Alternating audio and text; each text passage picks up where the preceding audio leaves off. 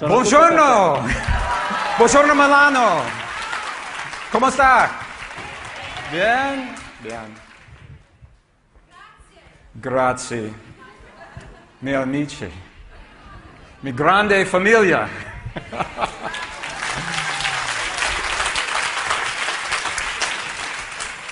I will apologize now because my Italian is very small.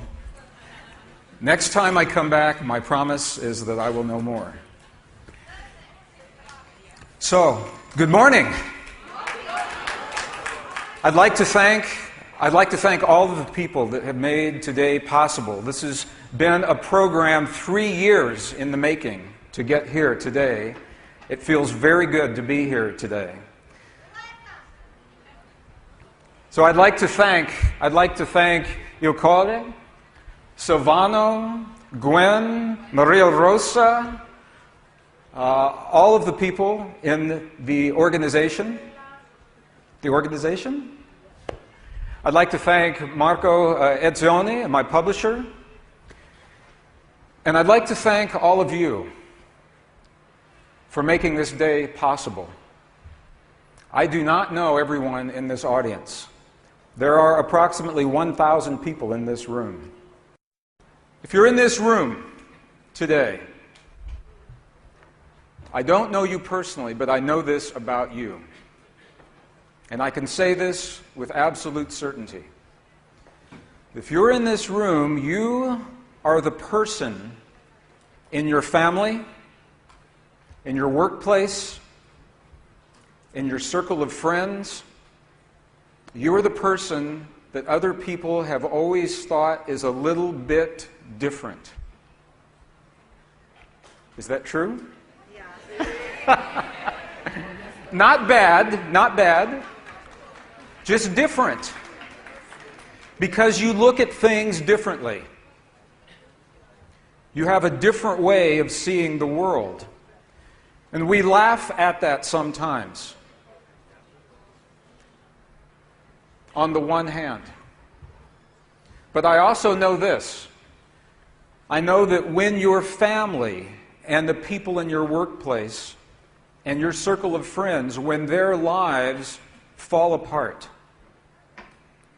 when their marriage, their perfect marriage ends in a day, and when their career falls apart, and when their health fails, that you're the one that they come to. They come to you and they say, "What happened? What happened to my life?" Because you have the courage to see the world in a different way. You have the strength to live your life in a different way.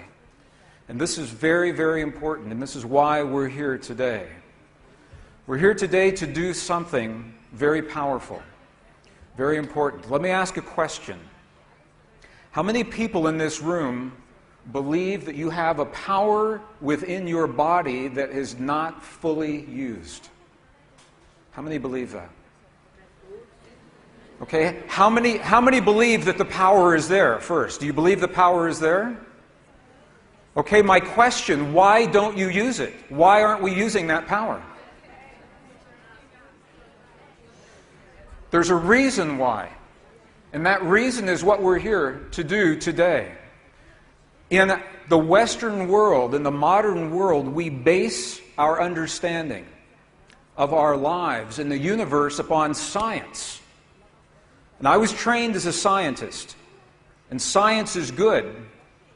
And sometimes science is wrong. There are two places where science has made false assumptions about you, about me, about our universe, about this world. Two places. And we're going to identify what those places are, and we're going to explore them today because it changes everything. It changes everything when we understand the truth where science made the mistake. First of all, science tells us that the space in the emptiness of the universe is truly empty. And we know that that is not true. That the space between you and me, and the space between the stars, they say is empty. But that's not true. Nothing could be further from the truth. Because there's something in that space. And that something is what gives us the power to heal our bodies and to bring peace to our world and to change this world if we understand the language to speak to that stuff that is in the emptiness. But science tells us there's nothing there, number one. Number two, science tells us that the inner experience in your heart, in my heart, that our thoughts, our feelings, our emotions, our prayers, our beliefs in our bodies have no effect on the world beyond our bodies. Do you believe that? I'm going to tell you, there is a language. There is a language that lives in every human that walks this earth. It's a language of no words. It's a language of human emotion. It's a language that was lost to Western traditions 1,700 years ago. But it's a language that has been remembered in ancient and indigenous traditions. So if you're like me, you like to know what this day is all about. Do you know what today is all about? Do you even know what we're going to do? Would you like to know?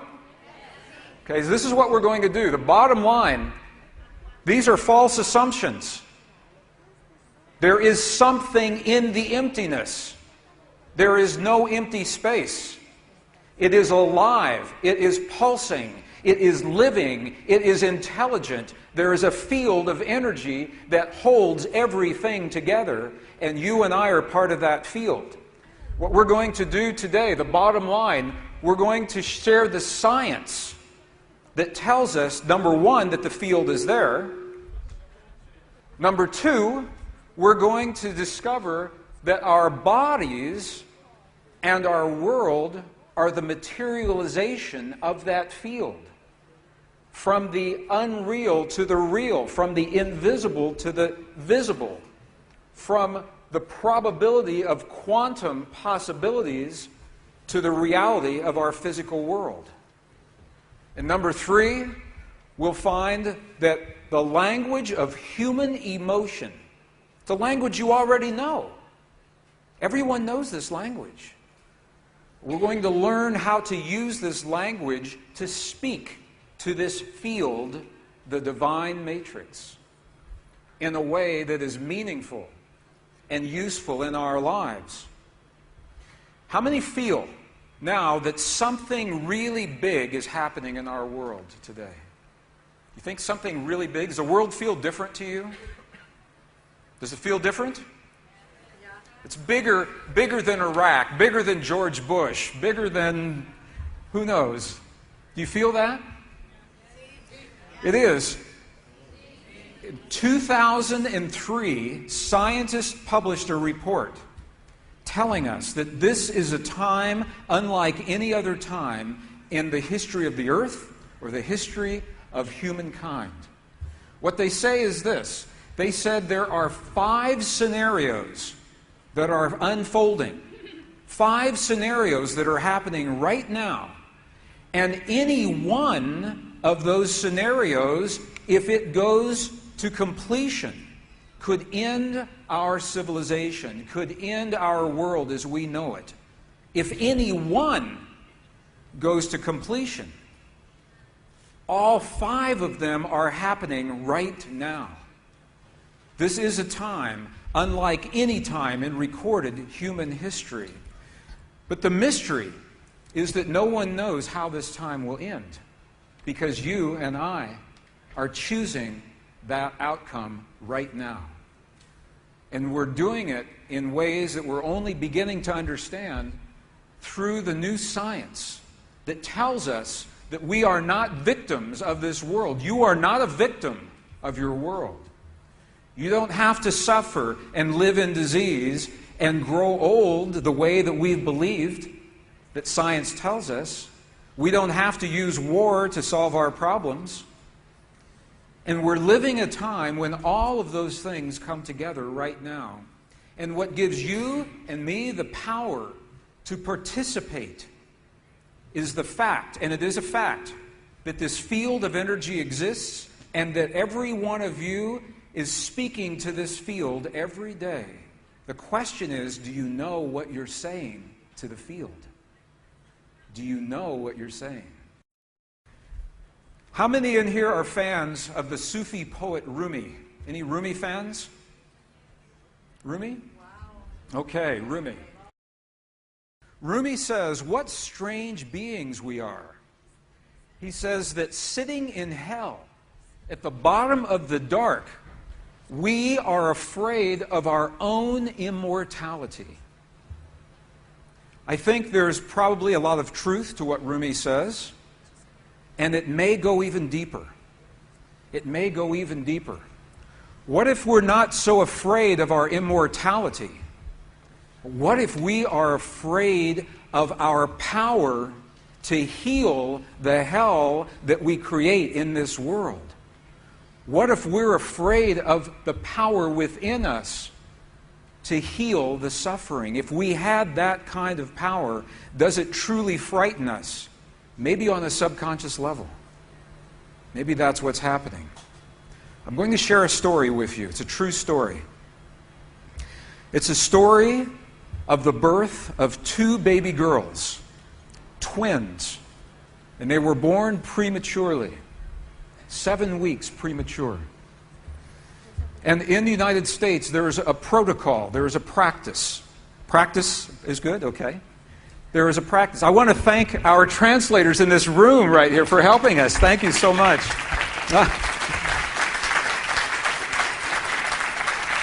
They're working very hard today, I can tell. There is a practice in the United States when babies are born prematurely. The first thing they do is separate the babies.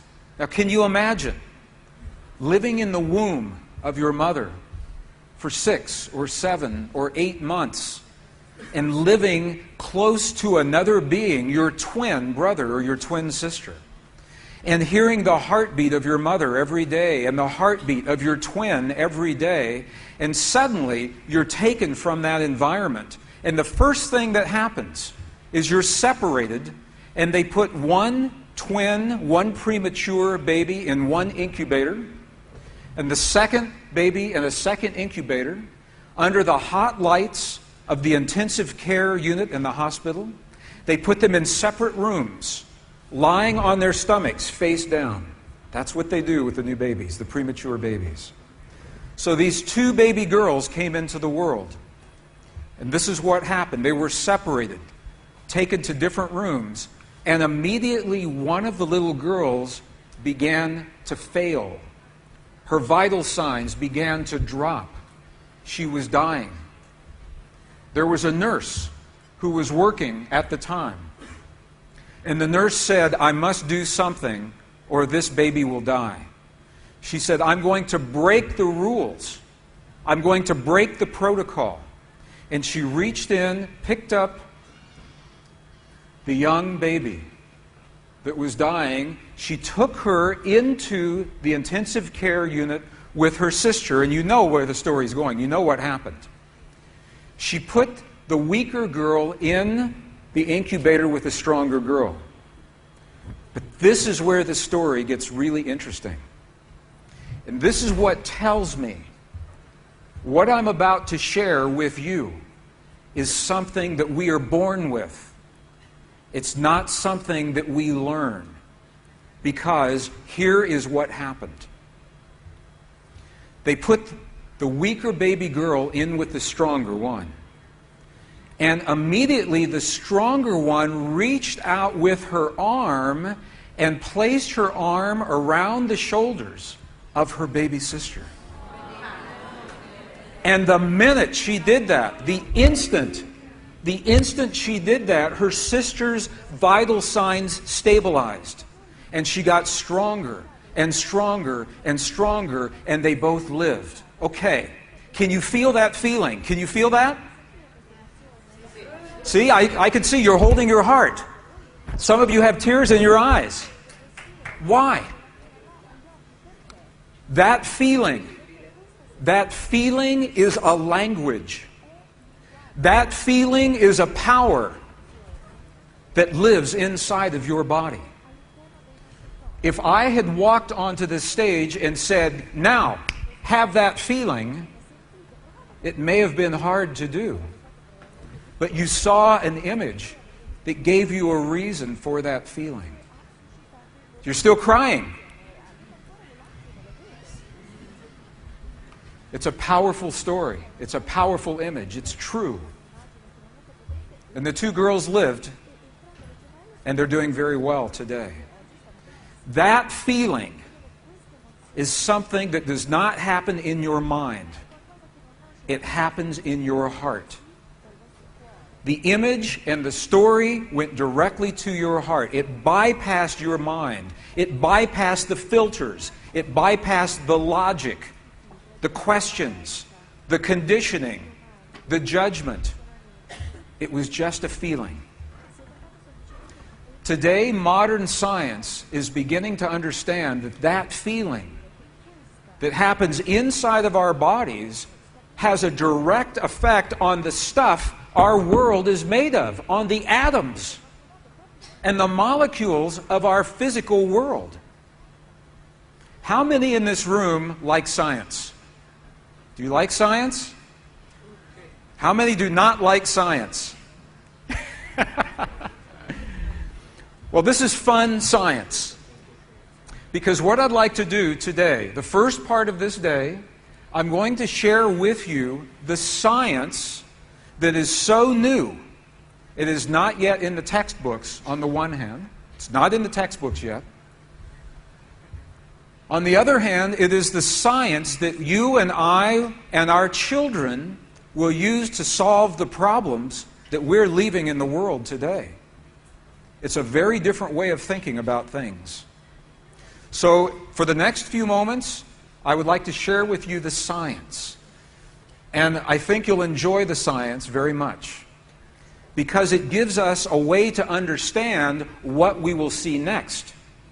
After we understand the science, I'd like to invite you into the monasteries of Tibet, into the monasteries of Egypt and Peru, because it's in those places that the wisdom is kept of the language of our hearts, the wisdom in their cultures that was lost in our cultures.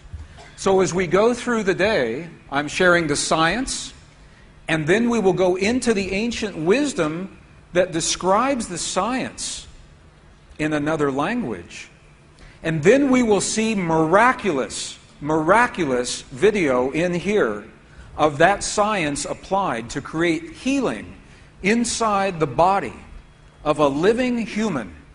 We will see a woman that has been diagnosed with cancer, and we can see inside of her body through ultrasound, through a sonogram.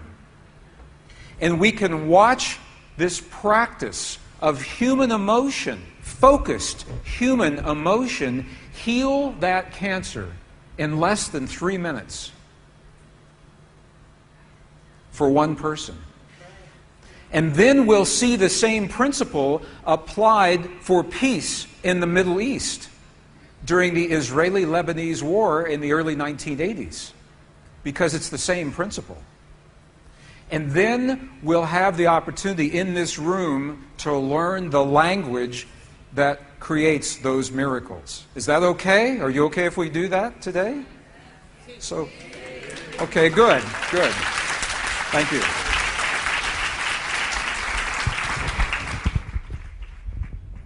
So the question, how much power do we really have to change our world, to change our lives, to change our bodies? How much power do you believe that we really have? The question that we're really asking is, who are we? Who are we? And this is the great mystery and the controversy in the language of science. Are we simply observers, passive observers in this universe, watching the world go by, or are we powerful creators? As our most cherished religious and spiritual traditions have always said, Are we actually powerful creators that have forgotten how to use our power? Well, this is the great question that has been asked by scientists for 400 years. When I was in school in the 1970s, 1960s, I was taught that the universe began a long time ago and that we have come along relatively recently and that we are essentially powerless specks of dust in the universe. And after we are gone, the universe will never know that we were here. That's what I was taught when I was in school. Does that sound familiar to you? That's one way of thinking. There is another way of thinking that says something very different. It says the universe began a long time ago. We have come along relatively recently. However, we are powerful creators that are changing our world and changing the universe as we live our lives. And this is the controversy of the scientists. Albert Einstein believed the first idea. Albert Einstein said, we live in a world which exists independently of us humans, which stands before us like a great eternal riddle, at least partially accessible to our inspection and thinking. It's very complex. What he's saying is, Albert Einstein believes that we will be lucky if we understand even a little bit of how the universe works, and that we are very insignificant. Okay. A colleague of Albert Einstein was alive during his time and is still alive today. His name is Professor John Wheeler, Princeton University physicist. He's still with us today. John Wheeler says completely the opposite. They studied in the same time, they had the same information, the same books, the same data, and they had very different opinions. Look at what John Wheeler says. John Wheeler says we could not even imagine a universe that did not contain us because, he says, it is the act of us observing the universe that makes the universe as it is. He said it is the act of us observing the world around us. He said that we're part of a universe that is not finished yet. John Wheeler says the universe is incomplete. He says that we are tiny specks, tiny patches of the universe looking at itself and building itself in what he calls a participatory universe. Participatory. I like that word. It means that we are not controlling the universe. We are not imposing our will upon the universe. We are participating, co-creating. Does that mean anything to you when you see this? Let me ask you a question. Let's explore this idea just a little bit. I know that you all lie awake in bed at night, sleepless, because you're wondering why we have never found the smallest particle of matter, right? Or you lie awake in bed at night, sleepless, because you wonder why we've never found the edge of the universe, right? No, I do. The truth is that we may never find the smallest particle of matter. And we may never find the edge of the universe. Scientists build huge machines, cyclotrons, particle accelerators. And they take a little particle of matter and they accelerate it to the speed of light, almost. And they smash it into another particle so they can break it into many pieces, thinking that somewhere in there they will find the ultimate, smallest particle of matter. And they never find it. Do you know why? Because here's what happens. Every time they think they find the smallest particle, they look and there's something else there. Something else is there. The reason that we will probably never find the smallest particle. And the reason that we will probably never find the edge of the universe is because of what John Wheeler says. He says the act of us searching, the act of the human heart and the human mind looking at the universe, expecting to see something, will always create something for us to see. The act of us looking with the expectation that something is there is an act of creation unto itself. Does that make sense to you? This is important. This is important to you. Think about this. I invite you to think about this.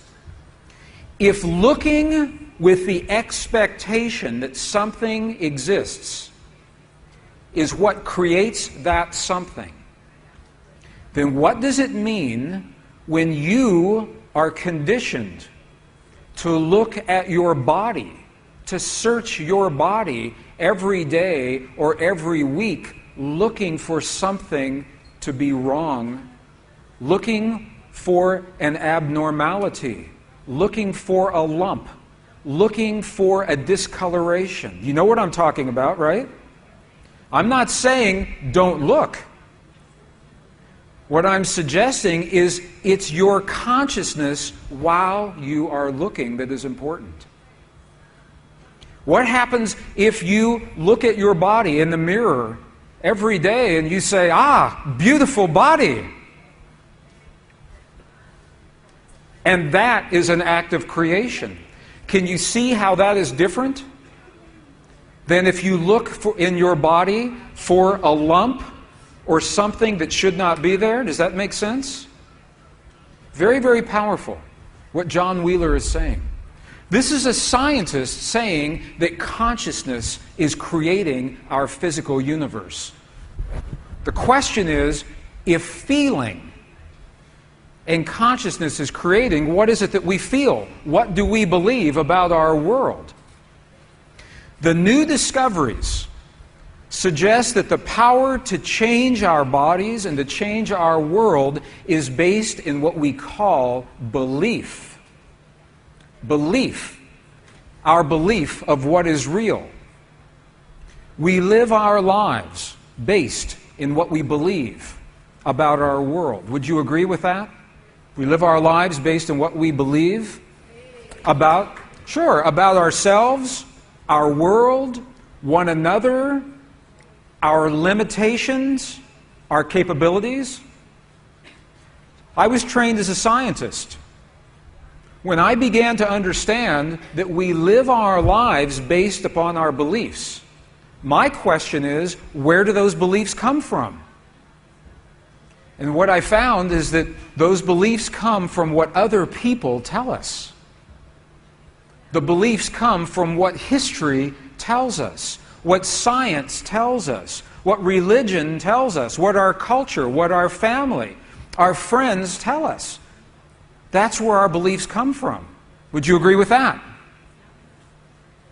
So let me ask a question. What if they're wrong? What if they're wrong? What if you and I are living our lives in the beliefs of other people who are incorrect? What does that mean for us? How powerful do you think a belief really is? How powerful, truly? There's an author. His name was Neville in the early 20th century. He wrote a book called The Power of Awareness, a beautiful book. And what Neville said was this. He said that our power of belief is a power, an infinite power against which no earthly force is of the slightest significance. Our power of belief is an infinite power against which no earthly force is of the slightest significance. Do you believe that you have a power within you against which no earthly force is of the slightest significance? Is that possible? Do you believe that? Let me show you some examples. Let me share some examples of miracles. You've all heard these stories before. You've heard stories of miracles. This is a story of a woman who lifted a car 20 times her body weight to free a person who was trapped underneath the car in an accident. You've heard stories like this. She freed this person. She went to the hospital with this person. She waited in the waiting room. The doctor came out and said, "This man will live because you lifted the car and saved his life." And when she heard the words that described what she did, she passed out. Unconscious. Because she had done something that even she couldn't believe. She wasn't thinking about it. All she said, "I just knew I had to get him free, and there was no one else around at the time." How many in this room are fire walkers? Fire walkers. Do you walk the fire pit? Okay, a few. On June 15th, 2005, Amanda Dennison, Alberta, Canada, entered the book of world records for the longest fire walk. Look at this walk. She crossed this pit, 220 feet long. I don't know how many meters that is.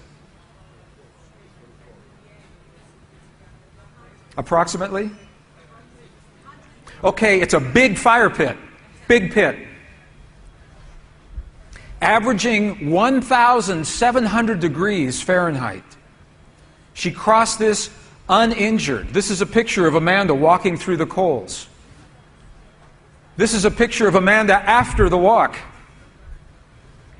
And the question, she has no injuries. The question is why? Why no injuries? It's because of her beliefs. The woman lifted the car 20 times her body weight because of her beliefs. Amanda walked through the fire because of her beliefs. These are examples we see every day of a power within us. But they're rare examples. What if they become everyday examples? Miracles of belief. We ask the question, who are we? What we know is that we're made of quantum energy. You all have heard that we are quantum energy, yes?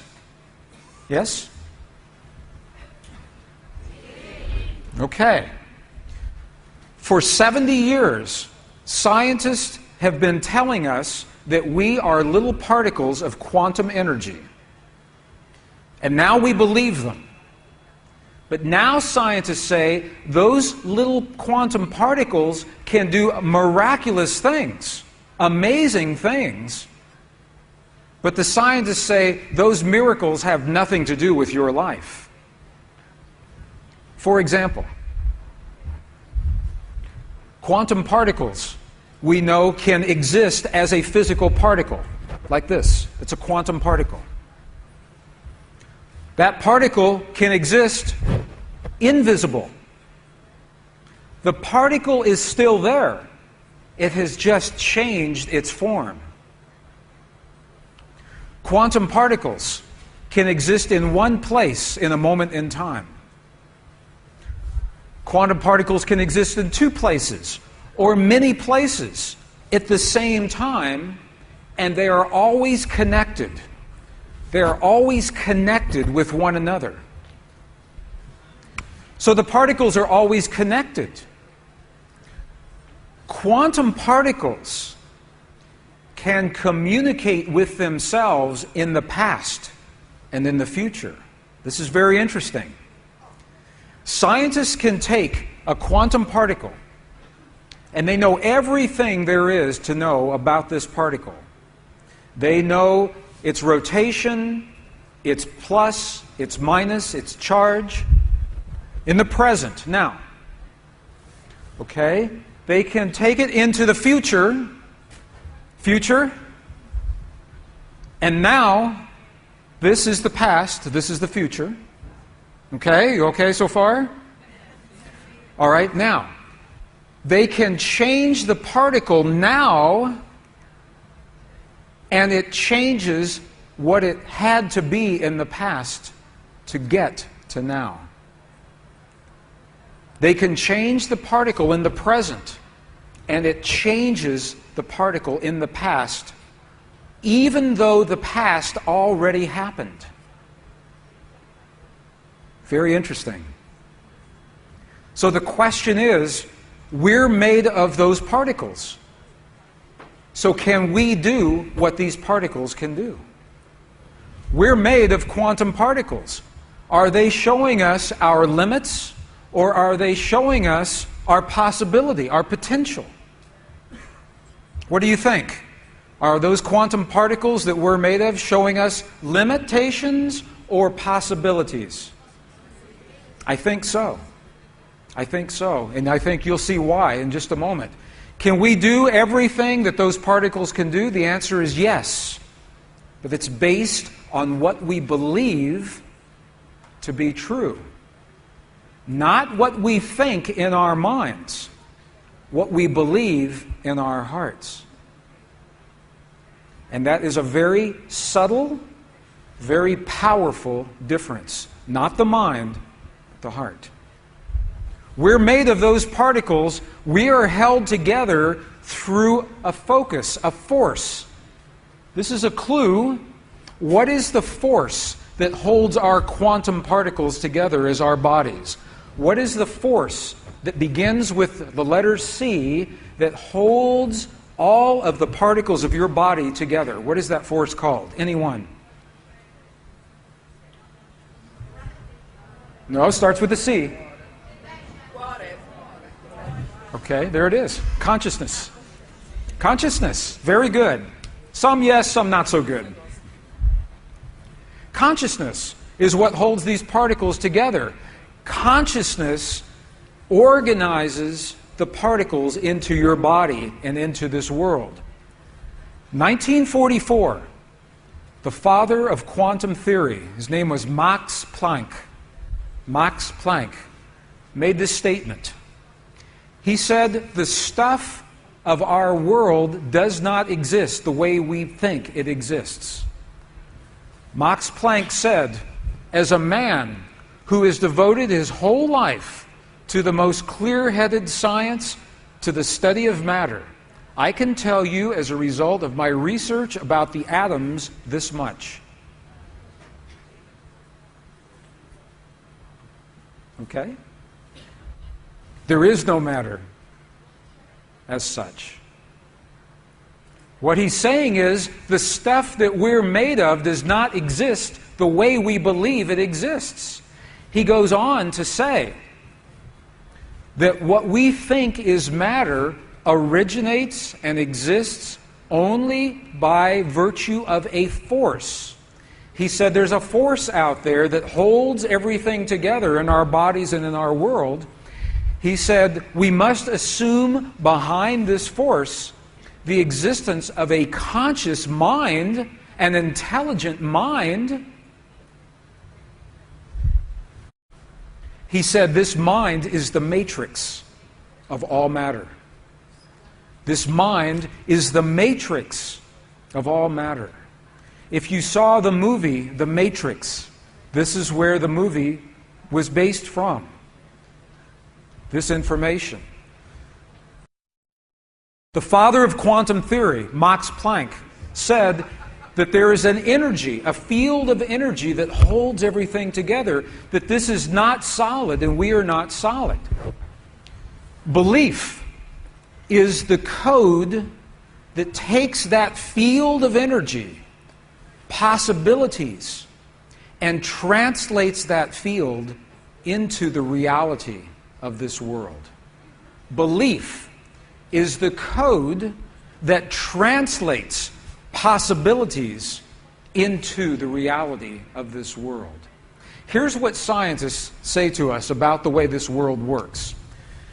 Scientists are telling us now that in this field, all possibilities already exist in the quantum energy, in the soup of quantum possibility.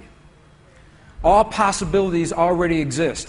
In the quantum possibilities, you are already healed. Peace has already happened. Joy is already everywhere. All of the greatest suffering, all of the greatest peace already exists in the quantum possibilities. And here's what they say happens with you and me. That with our mind, we reach in to those possibilities. We imagine our healing. We imagine the peace. We imagine our perfect relationship. We imagine the abundance in our lives with our mind. And that's how we lock that possibility into place. And with our heart, we give that possibility life. We breathe life into the image of our mind through the feeling in our heart and make it real in our world. And I want to share with you the science of how this happens. We have to understand what a belief is. We talk about belief. What is a belief? Belief is the marriage. It is a union of thought and emotion. Thought and emotion. And now we have to define thought and emotion. This is an image from an ancient Sanskrit text. It shows the energy centers of the body, the chakras. I know you all are familiar with chakras. They say that thought happens in the upper chakras, right here. This is thought. This is where we imagine the quantum possibility. The emotion happens in the creative center, in the lower chakras. This is emotion. And they say our emotions are only two: love and fear. Love and the opposite of love. So when we think a thought in our mind, we fuel that thought. We give our thought life through the love or the fear that we place into the thought. And when we do that, we create a feeling. And now we have a definition for feeling.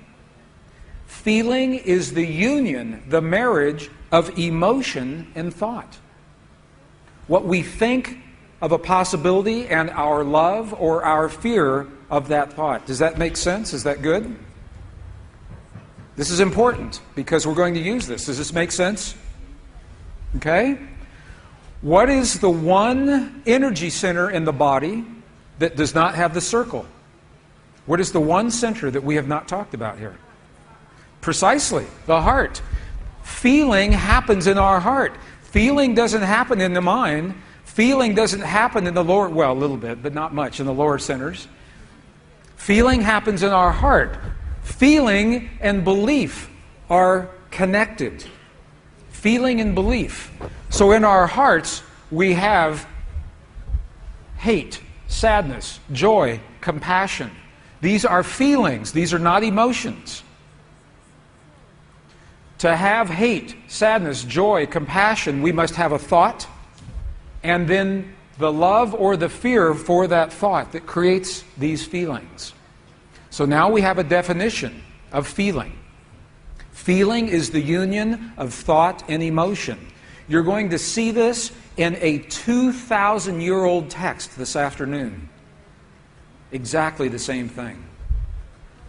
So our belief translates the quantum possibilities that we imagine into the physical reality of our world. And I want to show you how. I want to show you how that happens. I don't want you just to believe me, to take my word. I want to show you the proof so your mind can see the proof. Belief is what translates those possibilities into the atoms of our world. The quantum possibility exists as waves only. But this world is made of atoms. So I think you're going to like what you're going to see. Do you remember a long time ago, when I was in school, and maybe when you were in school, we were told that the atom looks like this.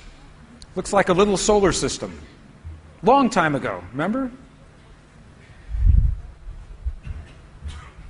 And we were taught that the atom is made of things. A thing in the center and things that orbit, things that circulate. Okay? That's not what scientists believe today. Now the atom, they believe, looks like this. It looks like energy. The atom no longer looks like things, it looks like waves of energy rather than particles of things. Now this is very important. You're going to see why. I think you will like what you're going to see in just a moment. So just work with me. So the quantum atom is made of waves of energy rather than particles of things. And this is very important. This is very important. If you want to change an atom, you have to change the energy that the atom lives in. If you want to change the stuff, the physical stuff of our world, you must change the energy that that stuff exists within. Is that okay? Is that good? Does that make sense to you? You okay with that? Okay. We're going slowly because something big is about to happen here. Einstein said this very well. Einstein actually said the field that connects everything together is what he called the governing agency of the particle. Einstein said the field is what determines how the atom behaves. It's in the field. The sole governing agency is what Albert Einstein said. So the field that we're talking about, the field is made of electrical energy, it's made of magnetic energy, two energies. The field that holds everything together. This is out of a traditional text, a traditional physics text. Look at what this says. This says if you change the electric field, that you will change the way the atom behaves, and there's actually a name for this. It is called the Stark effect. So if you change the electrical field, the Stark effect, you change the atom, or if you change the magnetic field, it's called the Zeeman effect, you change the atom.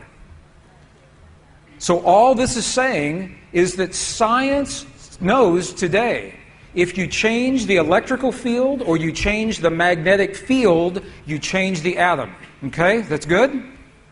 Okay, watch what happens. What organ in your body produces the strongest electrical field in your body?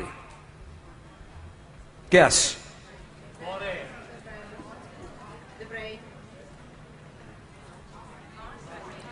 Okay, see, I told you would like this. Okay, our world is made of electrical and magnetic energy, the atom. And the science says if you change the electrical field or you change the magnetic field, you change that atom. Okay, there is one organ in your body that produces the strongest electrical field and the strongest magnetic field in your body. Here's a clue. I'll give you a clue. Right there. Your heart. And it's where you have the feeling. The feeling that you had when you saw the baby girls. That feeling that we call a feeling is actually creating waves of electrical and magnetic energy in your heart that changes your body and changes your world. But you don't have to know that because you simply had a feeling. And this is what the ancients understood and what they left in their temples and their texts, in the monasteries, in the language of their time. They understood this. Our heart, look at this. The human heart produces the strongest electrical and magnetic fields in the body. Some people said the brain. The brain does produce these fields, but look. The heart's electrical field is 100 times stronger than the brain. 100 times stronger than the brain.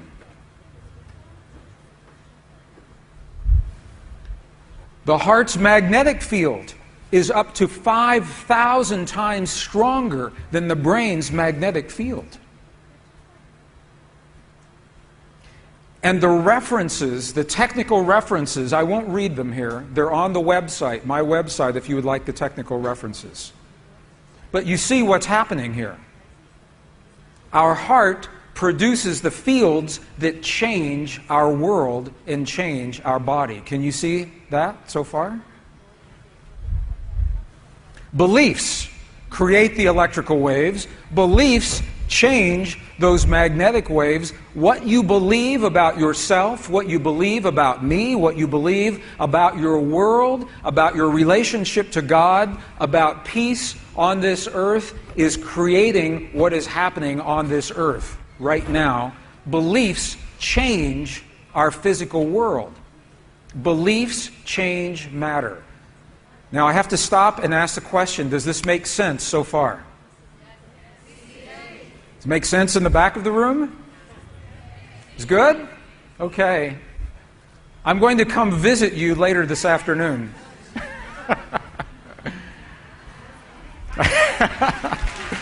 Good. It's good. Okay, if this makes sense, now we can move on. 1968, Jerry Garcia concert. Don't look too long. These are waves of energy. Quantum possibilities, scientists tell us, exist as waves of energy. The waves are contracting and expanding. They're coming and they're going. These are the possibilities of your life. Your perfect relationship is coming and it's going.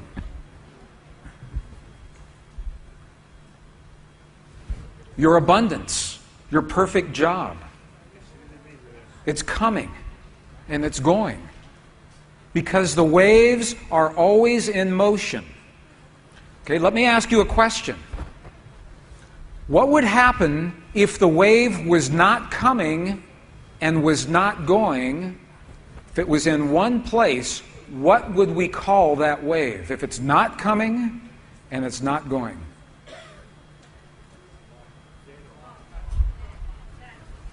Let's see what this would look like. Okay. Can you see this wave? It is pulsing,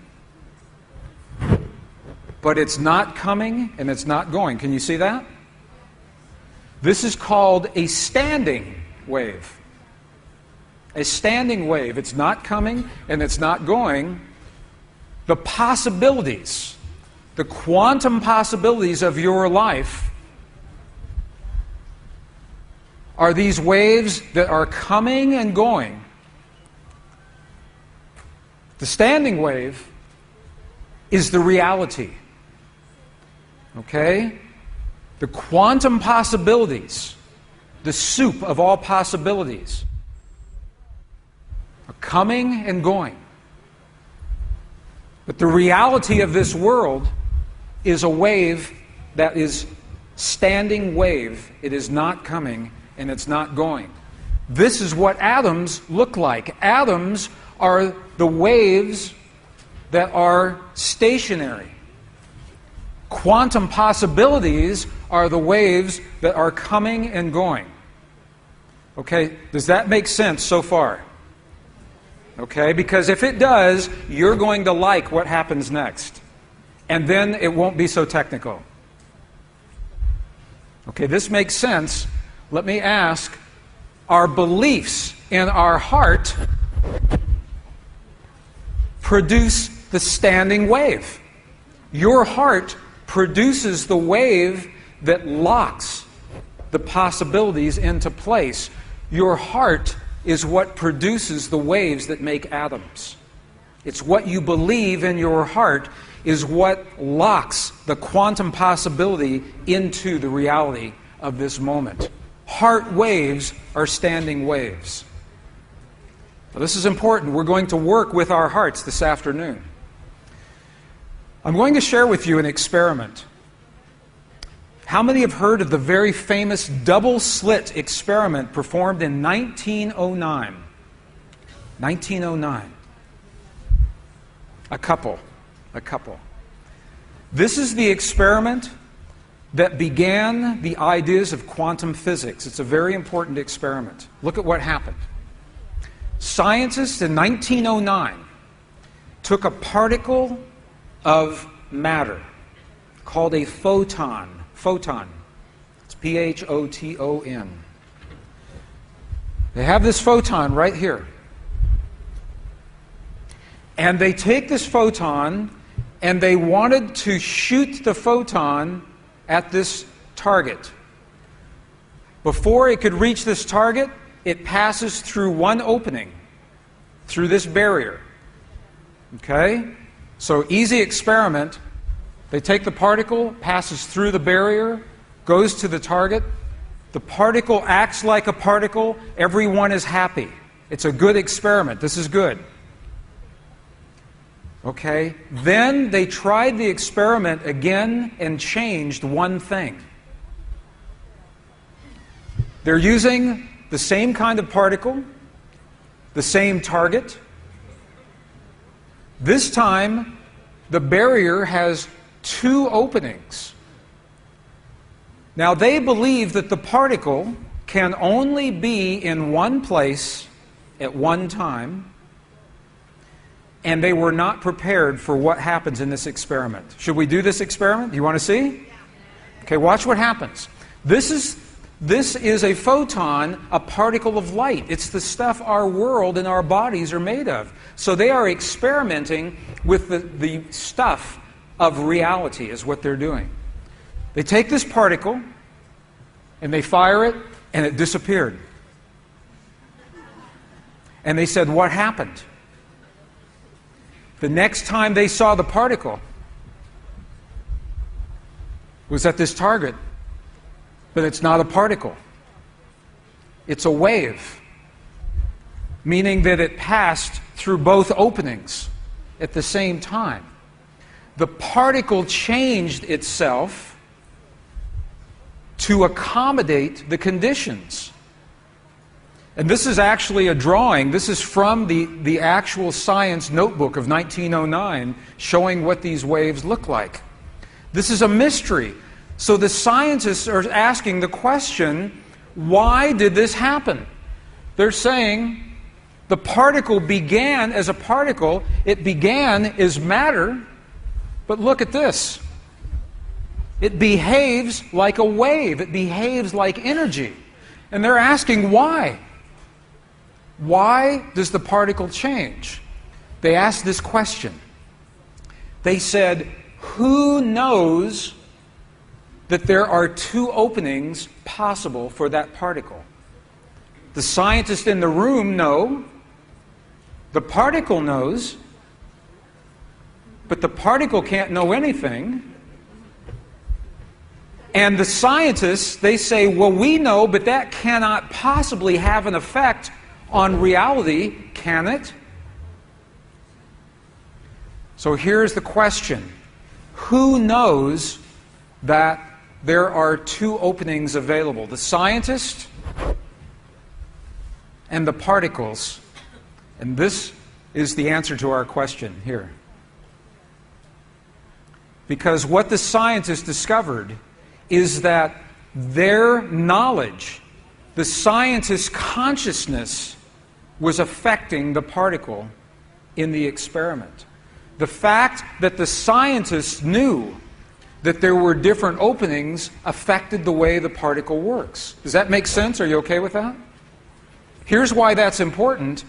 It's because they are showing that their consciousness is affecting our physical world, and they were showing it in 1909. The observer changed the particles of our world. The observer changed the particles. John Wheeler, Princeton University, made this statement. He said, we had this old idea that there is a universe out there, and that here is man, the observer, safely protected from the universe by a 6-inch slab of plate glass, as he calls it. This is John Wheeler saying this. He says, now, however, we learn that to even observe an electron, we have to shatter that plate glass, We have to shatter the plate glass. So the old word observer simply has to be crossed off the books. There are no observers. The scientist in the room affected the particles. There are no observers. You are not an observer in the universe. By being in this world, you are having an effect on this world all the time. John Wheeler says we must cross the word observer off the books and put in the new word participator. Participator. We are all participating in what is happening. This is John Wheeler. Now, that was in 1909. This experiment was repeated again in 1998 in Israel. At the Weizmann Institute of Science in Israel, look at what happened. They repeated the experiment. They got the same results. But look at this. They found something even more interesting. They found the experiment revealed that the more the observers watched the particles, the greater the effect. The scientists in 1998 discovered that the more we watch our physical world, the greater the effect we're having on our world, just by being present in the world. Well, Einstein said that this is the stuff that made him crazy. Einstein did not like this idea. Einstein did not like the idea that we affect our world. He said, this is what he called spooky science, was the word he used. Einstein called it spooky science. He said, I like to think that a particle must have a separate reality independent of the measurements. In other words, Einstein said, I like to think the moon is there even if I'm not looking at it. Einstein is saying he likes to believe that we are not affecting the universe so much. But this is the big problem that he had in physics. The Buddhist traditions tell us the same thing. In the Mahayana Buddhist tradition, this is a quote from the text, says the same thing, that reality exists only where the mind creates a focus. Reality exists only where the mind creates the focus. Well, this is interesting, because if our reality exists only where our mind creates a focus, the question is, what are we focused on today?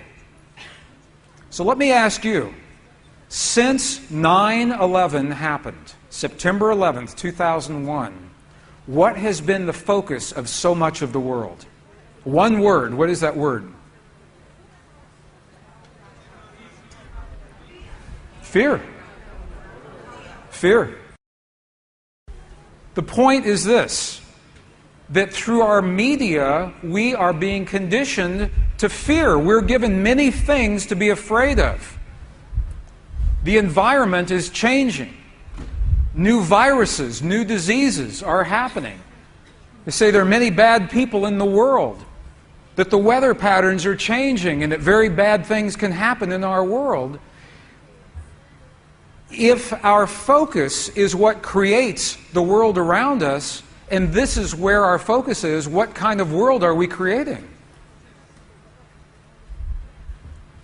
But we can change this. You can change it very, very quickly. Right now, the ancient traditions say that you and I are living an important moment in history where we are choosing either war or peace for our future. And this is why a day like this is so important, because we're learning the language of our heart to make that choice. The language of our heart to make that choice. So we ask the question, who are we? We are reality makers. We are all reality makers. But the key is that we can make only what we believe in our hearts. We can make only what we believe. So all of this is leading to new science and a new spirituality that's coming together based on our beliefs, and it's happening right now. It's a very exciting time in the world of science. So the question, if the world is based in our beliefs, then the question is, what do you believe about yourself? What do you believe about your world? What I'd like to do is share with you 3 experiments that give you a reason to change your beliefs about who you are. 3 experiments, scientific experiments that tell us beyond any doubt that our inner experience of belief changes our outer world. And I'll do them very quickly. These are 3 very fast experiments. The first experiment, number 1, was performed in Geneva, Switzerland, University of Geneva, July 25th, 1997.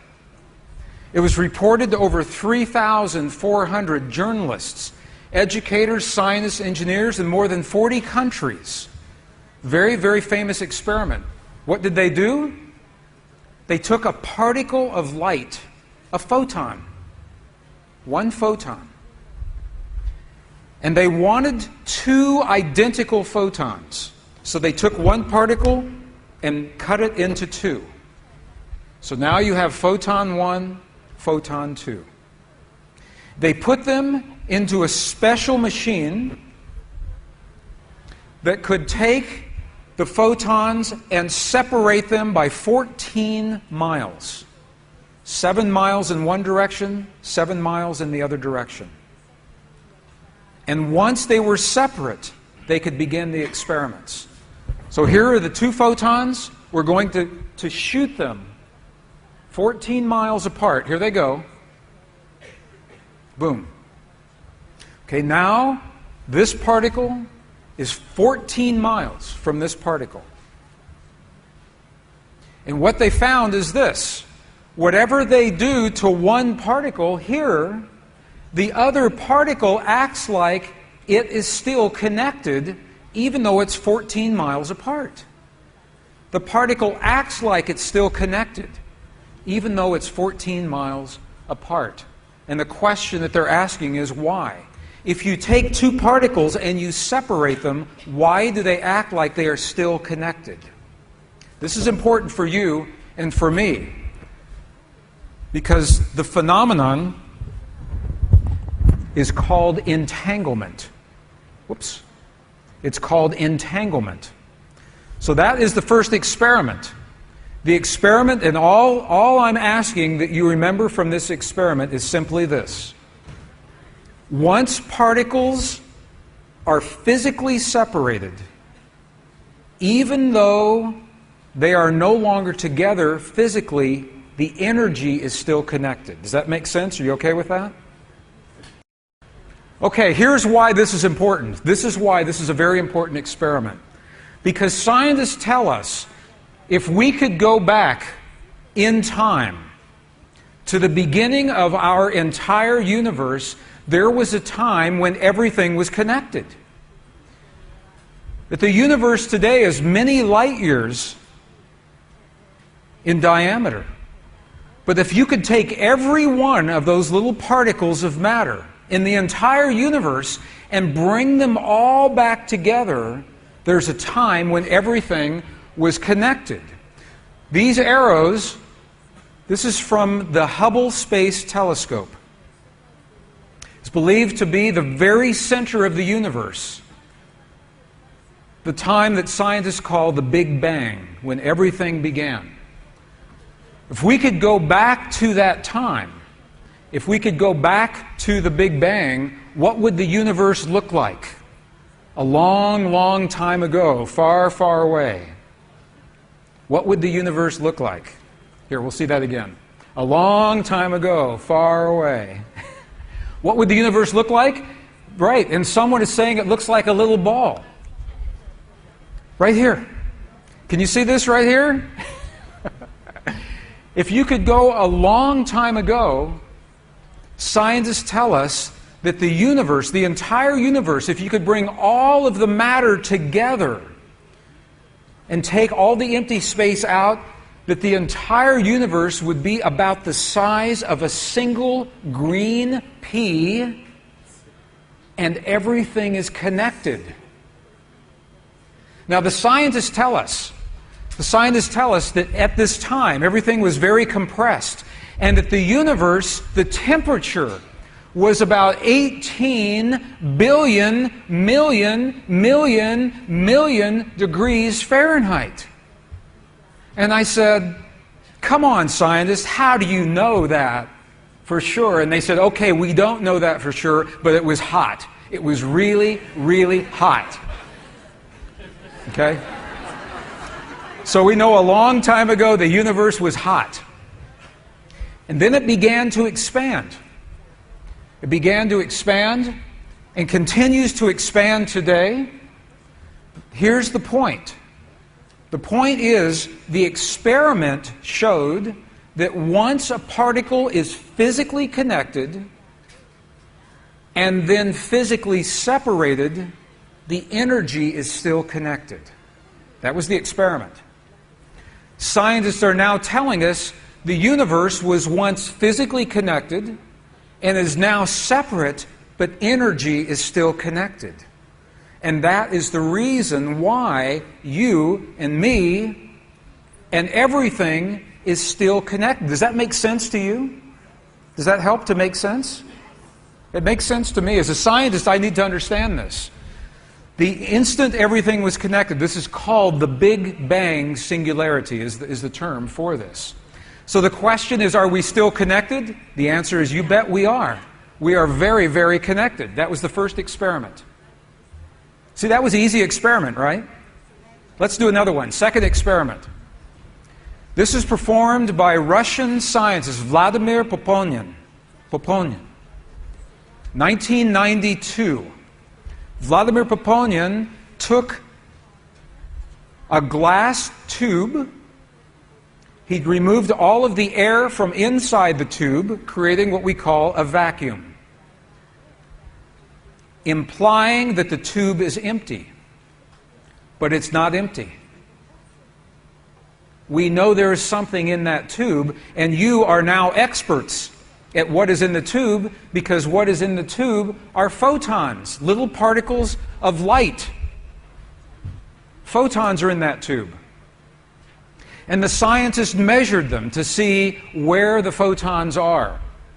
Are they sticking to the sides? Are they piled up on the bottom? Where are the photons? And here's what they found. The first part of this experiment. They found when they measured them that they were completely random. That the photons were everywhere, random. No surprise. Everything is good. Sorry. Okay, this is the first part of the experiment. Everybody is happy so far. Science is good so far. Now, look at what they did. They took some human DNA and they put human DNA into the photons, and they asked this question. This is a powerful question, my friends. They asked the question, what effect does human DNA have on the photons? But what they're really asking is, what effect does the stuff that your body is made of have on the stuff this world is made of? That is a powerful question. Does that make sense? Did that translate okay? They're asking, what effect does the stuff of the human body, what effect do we have on our physical world? In conventional science, there is nothing that allows for the effect. In conventional science, we were taught to believe that there is no effect. But that's not what these experiments show. Watch this. They put human DNA in with the photons, and the photons aligned themselves with the DNA. The photons were physically changed in their arrangement. The photons moved in the presence of the DNA. The stuff our world is made of changed in the presence of the stuff our bodies are made of. This is a powerful experiment. It's the first time it's been shown in the laboratory that your body is changing your world. Then they said, what happens if we take the DNA out? What happens to the photons? Well, what happened, they were not prepared for. Because when they took the photons out, when they took the DNA out, the photons acted like the DNA was still there. As if they were still connected. As if they were still connected. The question is why? There's nothing that explains this in traditional science, but in the new science, there is. This is called the DNA phantom effect. If you would like to Google this on your computer, you can research this for yourself. And all of these references are on my website, so you don't have to write the reference down. Experiment number 2, all that I'm showing is that DNA affects our physical world. The stuff that you're made of affects your physical world. One more quick experiment, and we're going to take a bathroom break. We started late. Okay. Experiment number 3. This is a paper released in 1993 by an organization called the Institute of Heart Math, H-E-A-R-T-M-A-T-H, Heart Math. We'll talk about them later today. But what they showed is this. Heart Math showed around every human heart there is a field of energy that we can measure. It looks like this. It's between 5 feet and 8 feet in diameter. How much in meters? How many meters is that? Do you know, 5 to 8 approximately? Divide by 3. How much? Divide by 3. Divide by 3. So 2.5 to 8, 3, 2, 4, 2.5 to 3, 3.5 meters. Okay, 2.5 to 3.5 meters approximately around every human heart. This field is there. And I asked the scientists the question. I said, if this field is there around every human heart, and it's so powerful, why would that field stop at only 2 to 3 meters? And they said, that is the limitation of our equipment. They said, in nature, the field around the human heart extends many, many miles from where your heart actually exists. So there are approximately 1,000 people in this room. If you are within 2 to 3 meters of another person, and you are, there are 1,000 hearts, but one field. One heart field. And that field is so real that we will measure it and use it after lunch. We can actually measure the field and we'll use it after lunch. And as you change the way that you feel in your heart, you will see the field in this room change on the screen. So that's what we'll do this afternoon. Okay, so they know this field is here. The question that they asked was, what effect does our heart have on the DNA of our bodies? You all have seen DNA as a double helix. And what scientists have found is that some emotions will relax the helix, some emotions will contract that helix, tighten it. When the DNA is relaxed, you are healthy. You have a strong immune system. Your DHEA levels are high. And when the DNA is tight, your immune system suffers. Your DHEA levels are low. So here's the experiment. They're asking the question, what happens if we change the way we feel in our hearts? What effect does it have on the DNA? And here's the experiment.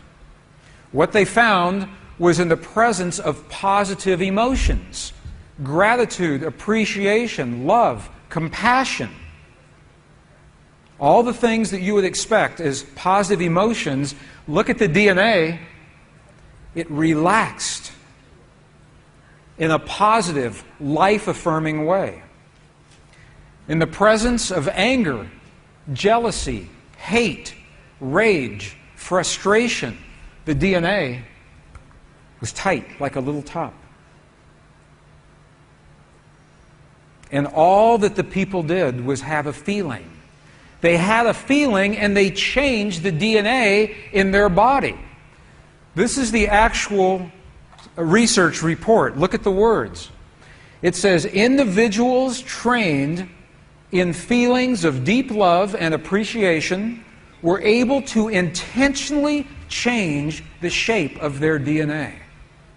And all they did was have a feeling, and by having the right feeling, the right belief in their heart, they changed the DNA in their body. They changed their immune system. They changed their hormone levels of DHEA. They changed their lives. The study goes on to say this. It says that human emotion produces effects which defy conventional laws of physics and their relationship to space and time. What does that mean? Very simply, it means that you and I can create a feeling in our bodies, and when we have that feeling, we are no longer limited by the laws of physics as we know those laws today. Maybe some laws, but not those laws. We are no longer limited by the laws of biology as we know those laws today. And all we do is create a feeling in our bodies. That's all we do. That's how powerful you are. Okay, this is where I wanted to be before we take our bathroom break. Here is the bottom line to these discoveries. Number one, it says that emotion changes the DNA in our bodies. You saw that, right? Emotion changed the DNA. The DNA changes the matter of the world. The DNA changes the photons, the stuff our world is made of. If you take out the middle section, what we're now saying is that emotion changes matter. And you saw the experiments that prove that to your mind. When the heart has feelings of gratitude and appreciation, it changes the DNA, and the DNA is changing the stuff of our world. And when the heart is having anger, hate, jealousy, rage, it changes the DNA in another way, and it affects our world. These are the experiments that show us what the ancient traditions always said. And that is that you have a power inside of your body that affects the world beyond your body. Okay, I wanted to do the technical things early in the day, first thing in the morning. We're going to talk about this a little bit more after the break. Then we're going to go into the monasteries in Tibet, in Egypt, and look at the ancient texts. And we'll see how this internal technology is applied in the real world. 15 minutes? Okay, so, well, thank you. Thank you. So, grazie, grazie.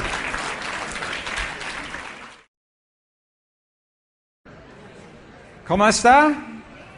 Ben? Good. Okay. Grazie. We have a correction, a modification in one word translation that I would like to share with you. This is important. I'm making a distinction between waves that are moving and waves that are in one place, not moving. The Translation came as a statica wave. The correction is onda stacionaria. Onda stacionaria, stationary. It's okay? Is that good? It's important. Muy importante.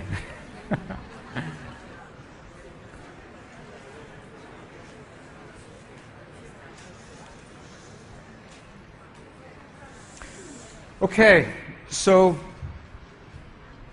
the first couple of hours I wanted to share with you the science.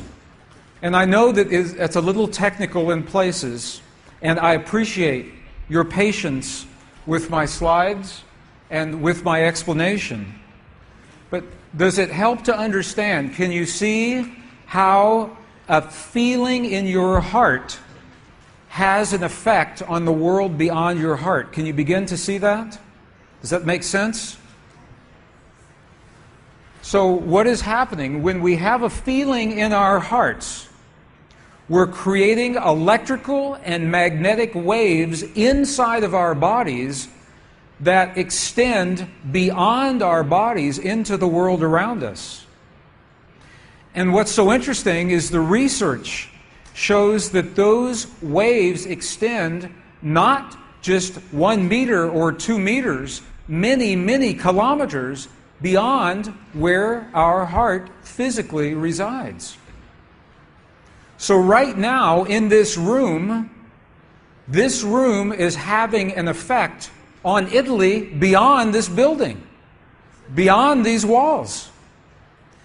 And you'll see this afternoon when many, many people get together with one feeling, many hearts come together and create one feeling, it can change the world, and you'll see just how much right after lunch. Okay, I have something I'd like to share with you. So first, I need you to answer me yes or no. Does it make sense that if we change the feeling in our bodies, it changes physical matter beyond our bodies? Does that make sense to you? Okay, I shared with you the experiment. These are the new, and there are many experiments. There are many others. I chose 3 representative experiments, but there are many other experiments that show precisely the same thing, so that your mind could understand the mechanism, so that your mind could see how this works. So now I would like to share with you a video of what many people would believe is a miracle. But, how do you say miracle in Italian? Miracle. Okay, cool. But it's only a miracle until we understand the science. Then it's no longer a miracle, it becomes a technology, a powerful internal technology. So this film was created in a medicineless hospital in Beijing, China. Medicineless hospital. No medicine hospital. I like that hospital. This film shows a woman who has been diagnosed with a cancer in her bladder. A 3-inch diameter cancer in her bladder. And Western doctors say they can do nothing. They say, we can't help you. So she has gone to a clinic in China where they think differently, and they apply the technology from the ancient wisdom that is the same as the science that we just saw. So what you will see is this.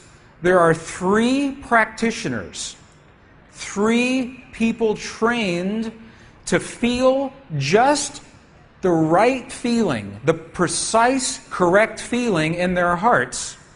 They create the feeling as if the woman is already healed. They create the feeling as if the woman is already healed. Now, we will look inside of her body. through a sonogram, through ultrasound, we can look into her body and we can watch her cancer disappear in 3 minutes in the presence of the language that heals. Does that make sense? Are you okay with that? Does that make sense? Would you like to see that? Okay. Good. Now I'm going to need some help with the lights. Can we bring all the lights down? Please don't go to sleep. No sleep. Okay. No nap. No. Can we bring these? Because the film is very light. Can we bring these down?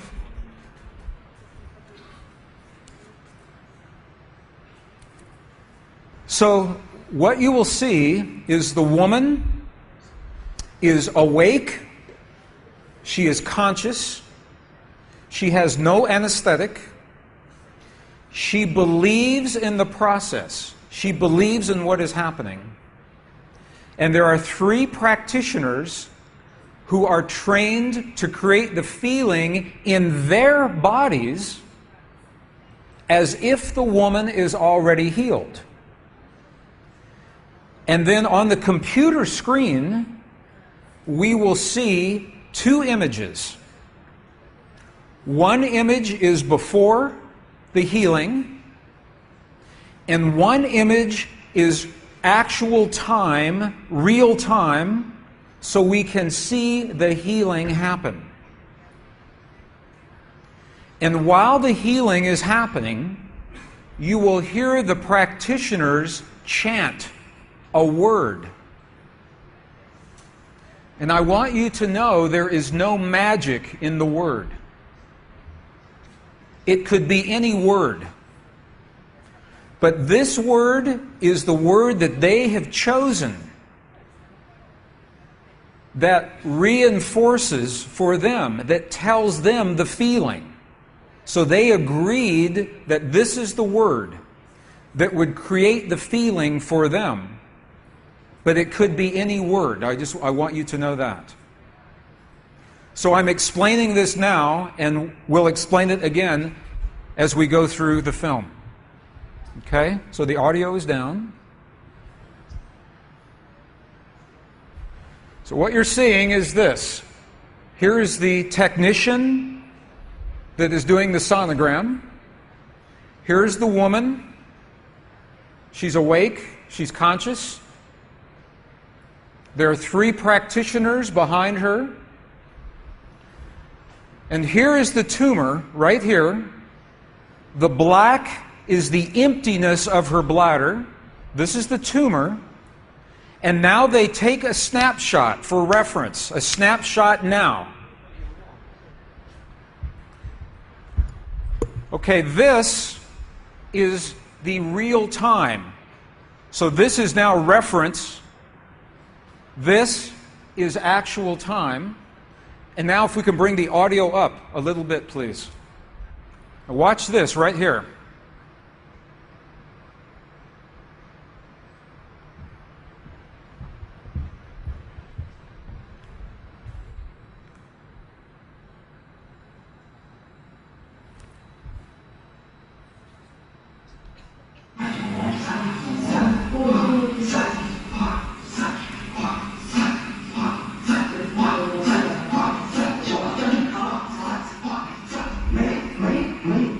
This right here.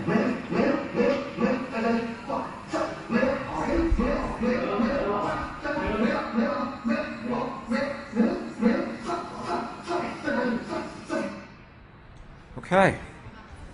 This is 2 minutes, 40 seconds. 2 minutes, 40 seconds.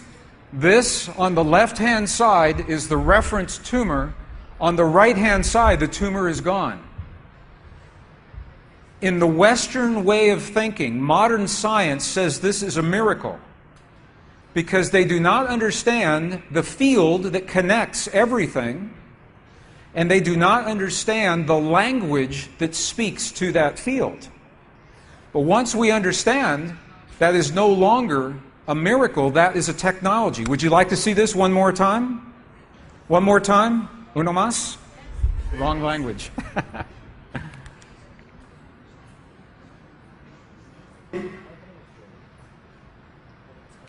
Okay, one more time.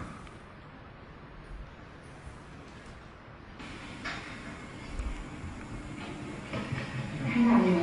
就是在这个汤锅，下边煮的做法，又会有氧。Okay, so this is the image for reference only. Reference image. 化气，而且是跟我一块有力量化气。 This is real time. This is now.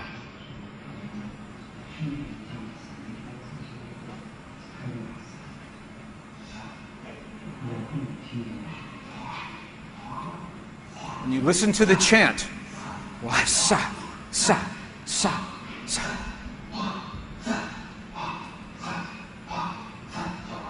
And this right here.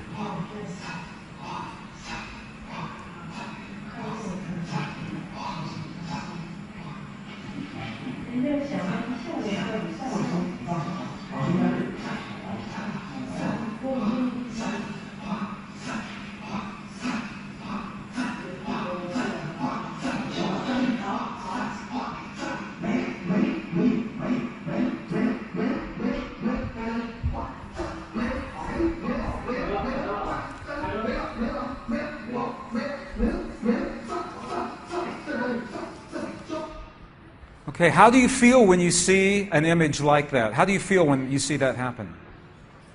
What does that mean to you?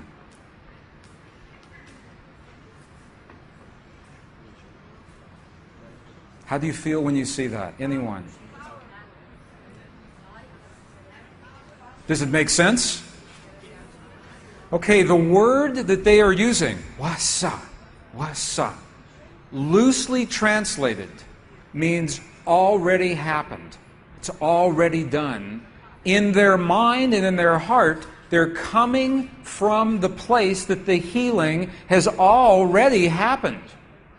Not that it's going to happen, and not that it's about to happen, or that it's a long, slow happening, that it has already happened. And this is important, because the field of energy that we are about to discuss is a mirror. It reflects our feeling of what we are experiencing in the moment. So if our belief is that our healing is about to happen, or that our perfect relationship will come to us someday, or that our abundance in the bank will happen someday, the field will keep reflecting someday, someday, someday, because it is open-ended. There is no outcome. There is no conclusion. This is a very subtle, very powerful understanding of how this field works. This field that we're about to discuss now, the divine matrix, is a field that mirrors now, not in the future, not in the past, this moment. So what we choose to experience in our lives, we must first feel in our hearts as if it has already happened. And I'm saying these words now, and you'll see this in the monasteries after lunch. And you'll see this in the application of the native and indigenous and aboriginal technologies. This is how they create rain. This is how they create healing. And I'll share with you, you'll see some beautiful stories this afternoon. Are you coming back this afternoon? Okay, good. You'll see some beautiful stories this afternoon. So I'm going to let this film finish. I'm going to let the film finish.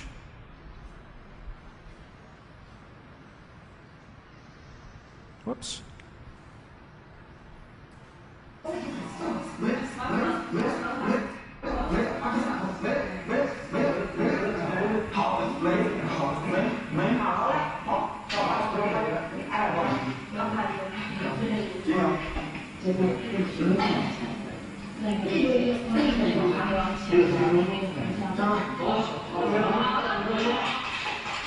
And they give themselves applause. And that's it. So when you see a healing like that, does it give you hope in your heart? It does for me. Okay. The reason that this healing, I wanted you to see this before lunchtime today. You'll think about this a lot if you have never seen this before.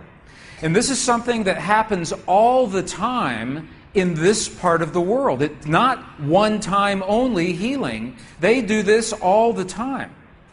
But when Western scientists see this, it makes no sense. Because Western science says that our beliefs and our feelings and our emotions have no effect on the world outside of our bodies. But we know that that's not true. The experiments that we showed just before the break, the 3 experiments, what they showed is that human DNA has a direct effect on our physical world. 1. Number 2, they showed that human emotion changes the DNA that is changing our physical world. And it's happening because there's a field that connects everything together. The experiments suggest that Max Planck's matrix, this matrix, is the conduit. It's the conduit that carries, the bridge, if you will. It's the bridge that carries our inner experiences into the outer world. Now, the idea that everything is connected is a very old idea. Even in science, in the late 1800s, there was a belief that there was an invisible web of energy that connects everything in the 1800s. And scientists were in a very heated debate, very controversial, as to whether or not this field exists. There was a very famous experiment that was conducted to determine if the field called the ether field actually existed. In the year 1887, the very famous Michelson-Morley experiment was designed to tell once and for all, is the field here or no? Yes or no? The field exists? It does not exist. In my opinion, it was a good experiment. However, it was poorly interpreted. And let me give you an example of how this experiment worked. If we were all to walk into the parking lot outside of this building, don't do it, but if we were to do it, and the moment we were outside, we moisten our finger and place it above our head, and in the moment we do that, if we feel no wind against our finger and conclude that no air exists, that is the equivalent of this experiment. We know just because there is no wind, there still can be air, yes? Right? Well, just because they felt in this experiment that the field was not moving doesn't mean that the field is not there. But that was the conclusion. Over 100 years ago, modern science conducted an experiment. And based on the interpretation of this experiment, the Michelson-Morley experiment, the belief has been that there is nothing in the empty space. That everything is separate from everything else. That what happens in one place has no effect on what happens somewhere else. That has been the belief. For over 100 years, our science has been based in a belief that is incorrect. It's incorrect. Now, this is very interesting. 100 years later, 1986, the United States Air Force repeated that experiment. 1986, the United States Air Force replicated the Michelson-Morley experiment. They published the results in the very prestigious journal Nature, the scientific journal Nature. What they found was this. They repeated the experiment with good equipment, much better equipment. The bottom line is that the field exists. They found that the field is actually there. This is reported in August 1986, the journal Nature, volume 322.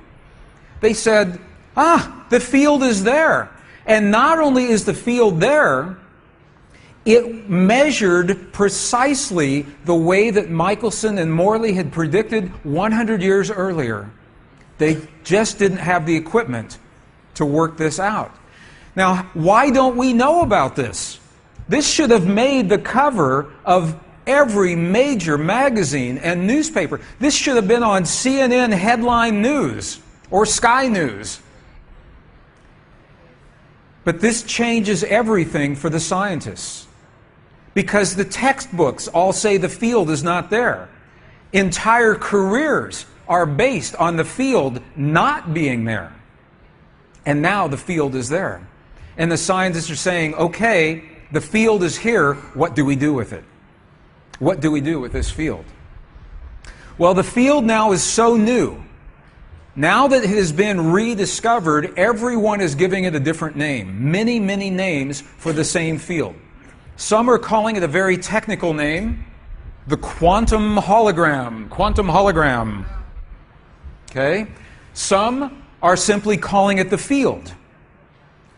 A colleague of mine and a friend, former Apollo astronaut Edgar Mitchell, when he was in space, he had an awakening when he was behind the dark side of the moon, completely cut off from all communications with the Earth.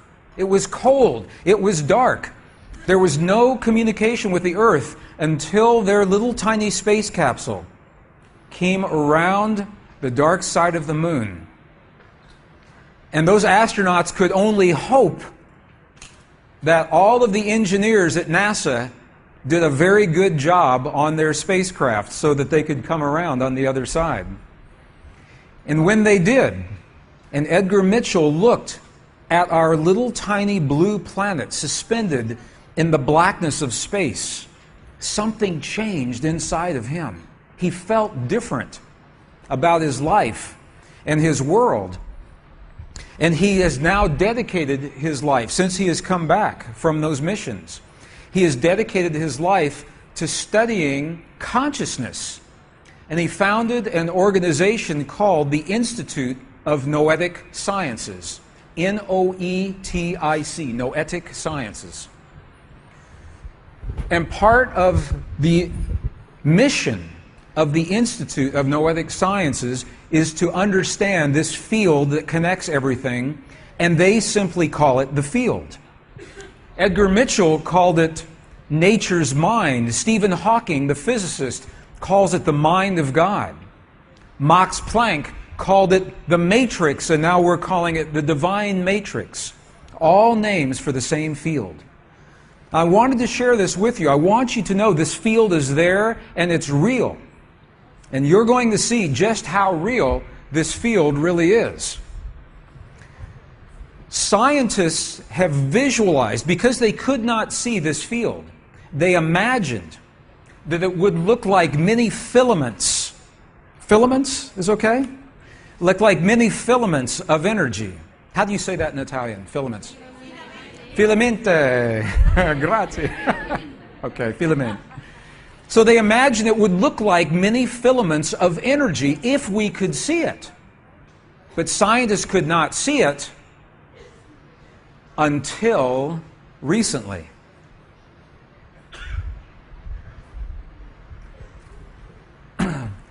National Aeronautics and Space Administration, NASA, built a satellite and launched it into deep space for the purpose of measuring fields that we cannot see with our eyes. It's called the Chandra, Chandra Observatory. Recently, the Chandra Observatory sent back information that has now been modeled on the computers, and it tells us that what we used to believe was empty space is not empty. There is no empty space.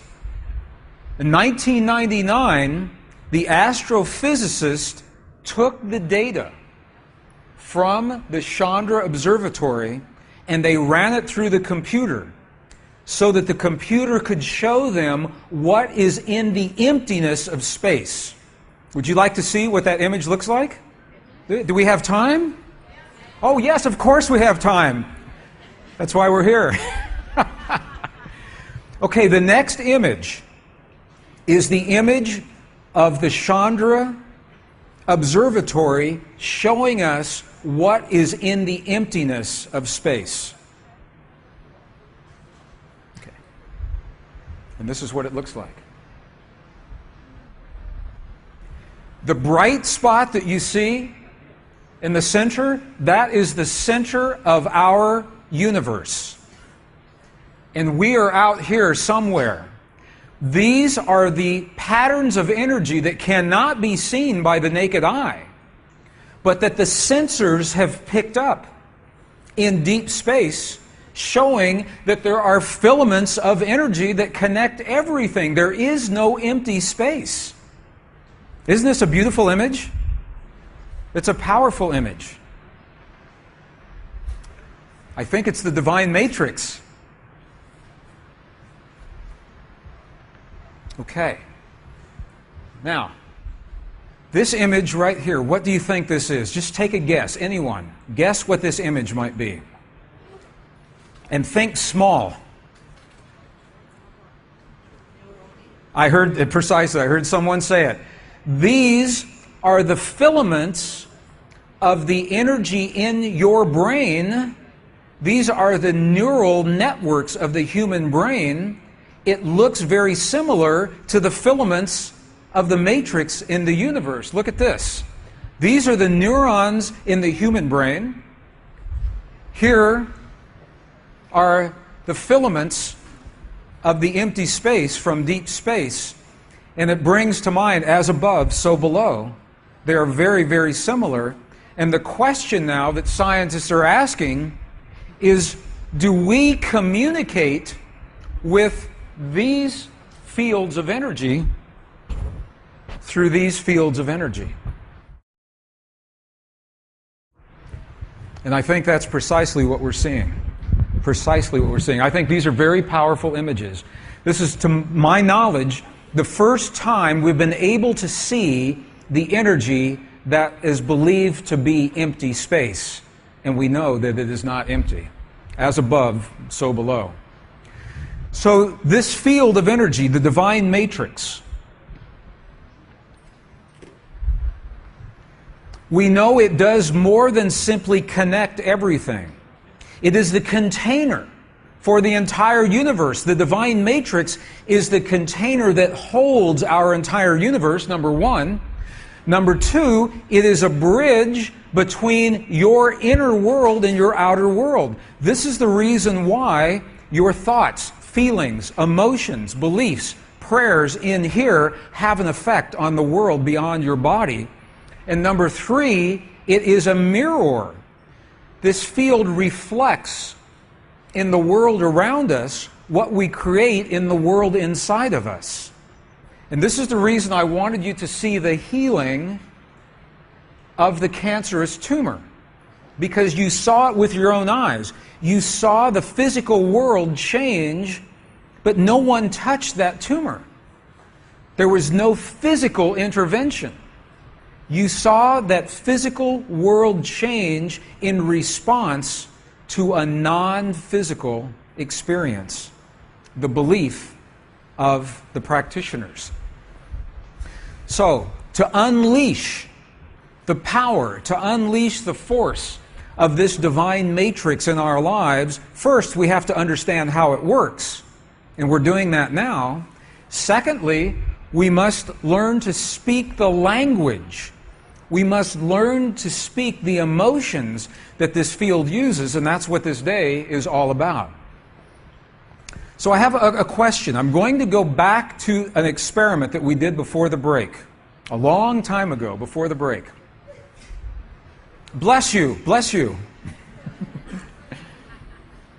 Where we had two particles of light, two photons, separated by 14 miles. From here to here, 14 miles. And the question is this. When one photon had an experience, the other one acted like it was having the same experience, even though they are no longer connected. For example,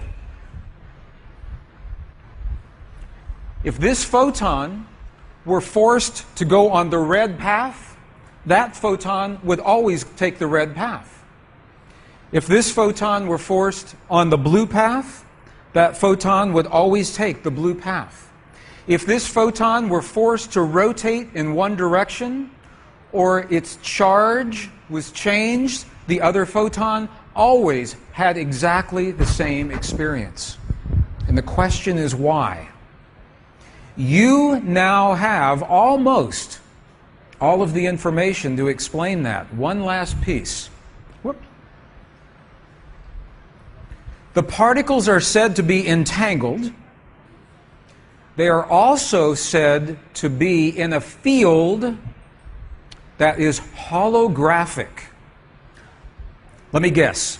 Holographic. Holográfico. Oh, I'm going to do this. How many have heard of a hologram? How many know what a hologram is? How many know what one is? Okay, let me give you an example. This is a very, very powerful principle. The holographic principle is the way that nature creates tremendous change very, very quickly. The holographic principle is the way that nature creates change in large systems very, very quickly. Let me give you an example. A few years ago, there was a bookmark that was produced all over the world. A shiny little strip of foil that had a picture on the bookmark, and if you would hold the picture in the light, the image would come alive. It's called a hologram. There was a face of Jesus. There was Mother Mary. There was a pyramid. There was a flower unfolding. Did you see those a few years ago? Okay, those are called holograms. Now, you can do an experiment. If you have one of those bookmarks, you can do an experiment, but you can only do it one time because you will destroy your bookmark in the process. But here's what you can do. If you have one of those bookmarks, you can take a pair of scissors and you can cut your holographic bookmark into many, many pieces. And you can take the smallest piece, tiny, tiny piece, under a microscope with a very sharp blade and cut that piece in half one more time. And you can take that little fleck, that little speck of the bookmark, and under magnification you will look and the entire image will be in that piece. The entire image will be there because it is a hologram. A hologram. The definition of a hologram is that every fragment of the pattern reflects, mirrors, contains the entire pattern. Every fragment, no matter how small, is a reflection of the entire pattern. This is important because it's said that you and I are holographic in the universe, that within us, the entire universe lives within us. And within every cell of your body. The entire universe lives within every cell of your body. So here's an example. If this is the whole universe, right here, the entire universe, and we cut it in half. And now we take this and we cut it in half again. So now the universe is in 4 fragments. Because this is a hologram, every fragment contains the entire image. Does that make sense? Good with that? Does it make sense in the back? Yes. Okay. Because this is important. If that makes sense, okay, if every fragment contains the entire image, no matter how small, then what happens when you make a change in one place of the pattern?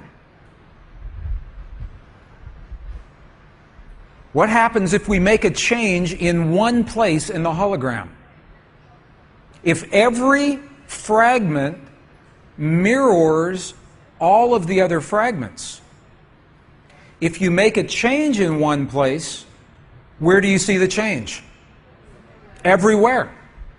Precisely. And this is how you and I may create change in this world very quickly. If we understand the language, because we are holographic. We are patterns of this world, of the universe. When we choose peace in our hearts with the language that this matrix recognizes, peace must happen. When we choose healing in our bodies, when we choose joy in our lives, when we choose compassion for our friends, when we make that choice with the language of the heart, not the mind, the heart, it must happen. Okay. So does this make sense so far? Okay, because I'm going to ask you a question, and it is a trick question. Let's go back to our experiment. What the scientists found is when they disturbed one photon here, this photon acted like it had the experience. So the question is this: how did the information from this photon get to this photon so quickly? Sometimes this photon even had the experience before this one began. And scientists say, how can that happen? The conventional wisdom is that somehow this photon, this particle of light, is transmitting information here like you would a radio wave or like you would electricity. The problem is that the information is traveling too fast. It's traveling faster than the speed of light. And that can't happen according to laws of physics. So the question is this: how did the information get from here to here? And that is a trick question. What is the answer? And you must answer before we go to lunch.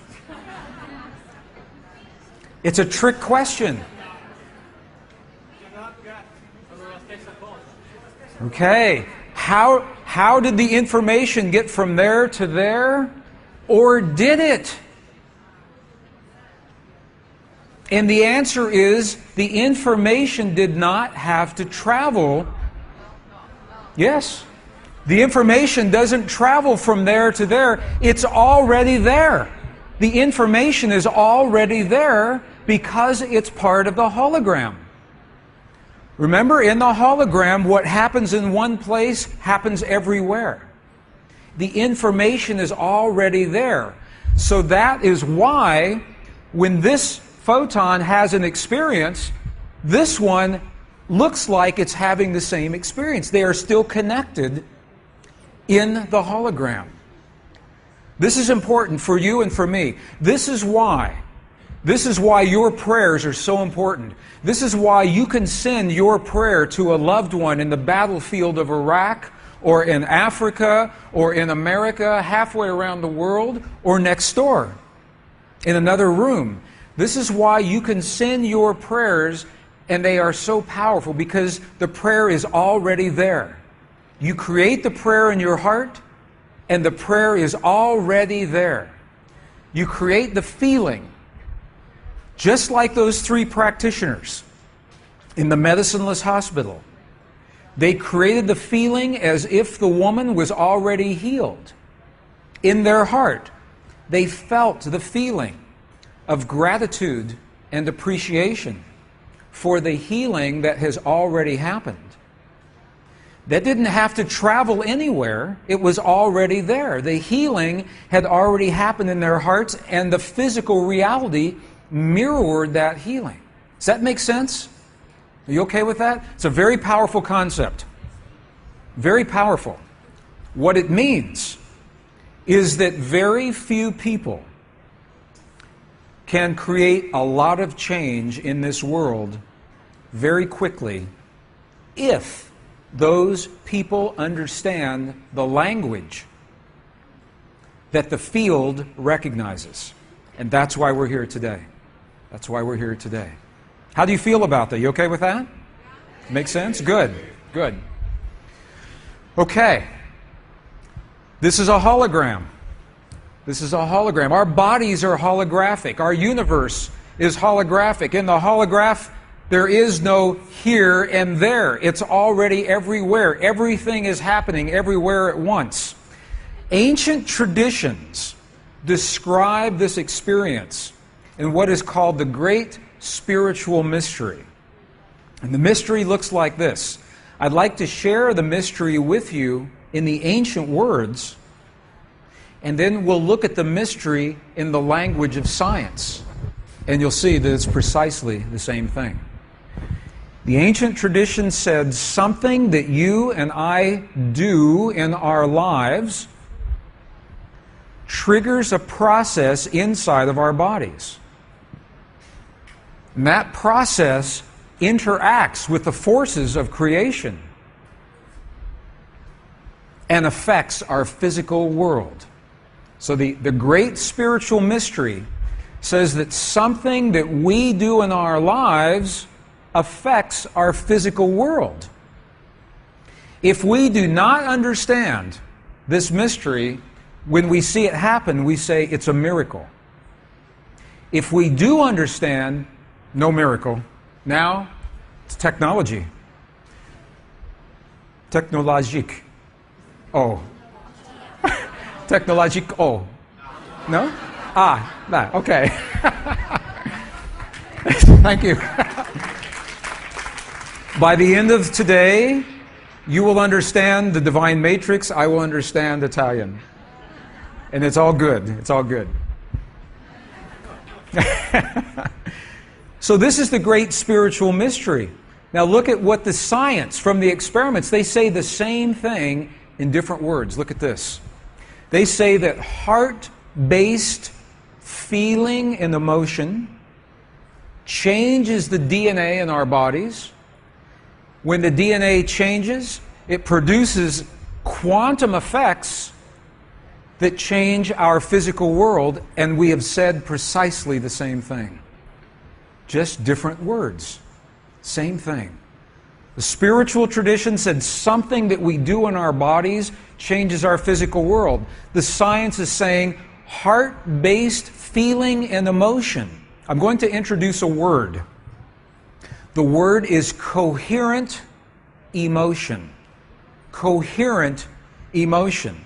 We'll work with this after lunch. After lunch, you and I will discover how we create coherent emotions in our hearts to heal our bodies and to change our world. Coherent emotion changes our physical world, and this is how John Wheeler, Princeton physicist, says we are participating in the world. And I like this word a lot. This is important because there's a responsibility that comes with understanding the language of the divine matrix. It's not that we control our world. It's not that we manipulate our world. It's not that we impose our will upon the world. We participate, we share in the unfolding of our reality. And it's all done through the power of our beliefs. Through the power of our beliefs. I'd like to shift gears just for a moment, just change just for a moment. I want to share with you a project that was conducted at Princeton University in the United States. It was a project designed to find out how real this field of consciousness really is. And I think the results amazed even the scientists who were working on the project. You may have heard of this, or maybe not. It was called the Global Consciousness Project, GCP. Has anyone heard of the Global Consciousness Project? Okay, this is amazing. Let me share with you what happened. The scientists at Princeton University discovered that certain kinds of electronics actually change the way they work in the presence of human consciousness and the changes in consciousness. So in other words, the electronics were able to measure the consciousness. Based on these discoveries, Princeton University built 40 little devices, and they planted them all over the earth, on every continent, that could measure human consciousness and send the measurements to one computer at Princeton University so that the scientists could see the changes in human consciousness all over the earth in any moment in time. For example, here's what they did. They had 40 little devices. They placed these all over the earth. And they all are sending information to one computer, Princeton University. And on that computer, when any moment of the day, they can measure the changes in the consciousness of the earth. And here is what they discovered. On September 11th, 2001, this equipment was in place. And you can imagine what it showed. That the consciousness of the people of the earth registered a tremendous spike on the scale. But there's something even more interesting that happened, and it's why I'm sharing this with you today. Because what they found is this. Although the small devices did measure a change on September 11th, the changes actually began a full day before September 11th ever happened. Something began to happen in human consciousness, and that there were signals in our consciousness. We knew something was about to happen. Maybe not consciously, but we knew it. So let me show you the chart. Here's what happened. It says that they detected this change hours, almost 24 hours before 9/11 ever happened in New York and Washington. Here's a chart. So here are the dates: September 7th, 8th, 9th, 10th, September 11th, 12th, and 13th. Okay, so those are the dates on the X scale. The vertical scale is showing something that's a little complicated, and I'm going to do my best to explain this. On an average day, when we are just going about our business, going to the mall, going to work, on the freeway, with our families, in a conference, on an average day like this, everyone is in their own conscious space. So consciousness is just kind of humming along. However, when something big happens in the world, like the death of Princess Diana, or the marriage of a queen, or the election of a president, or September 11th, or the national soccer tournament playoffs. Congratulations for the soccer. It's not all bad things. It's just when human consciousness is focused on one event, it will show up on the Princeton University computer.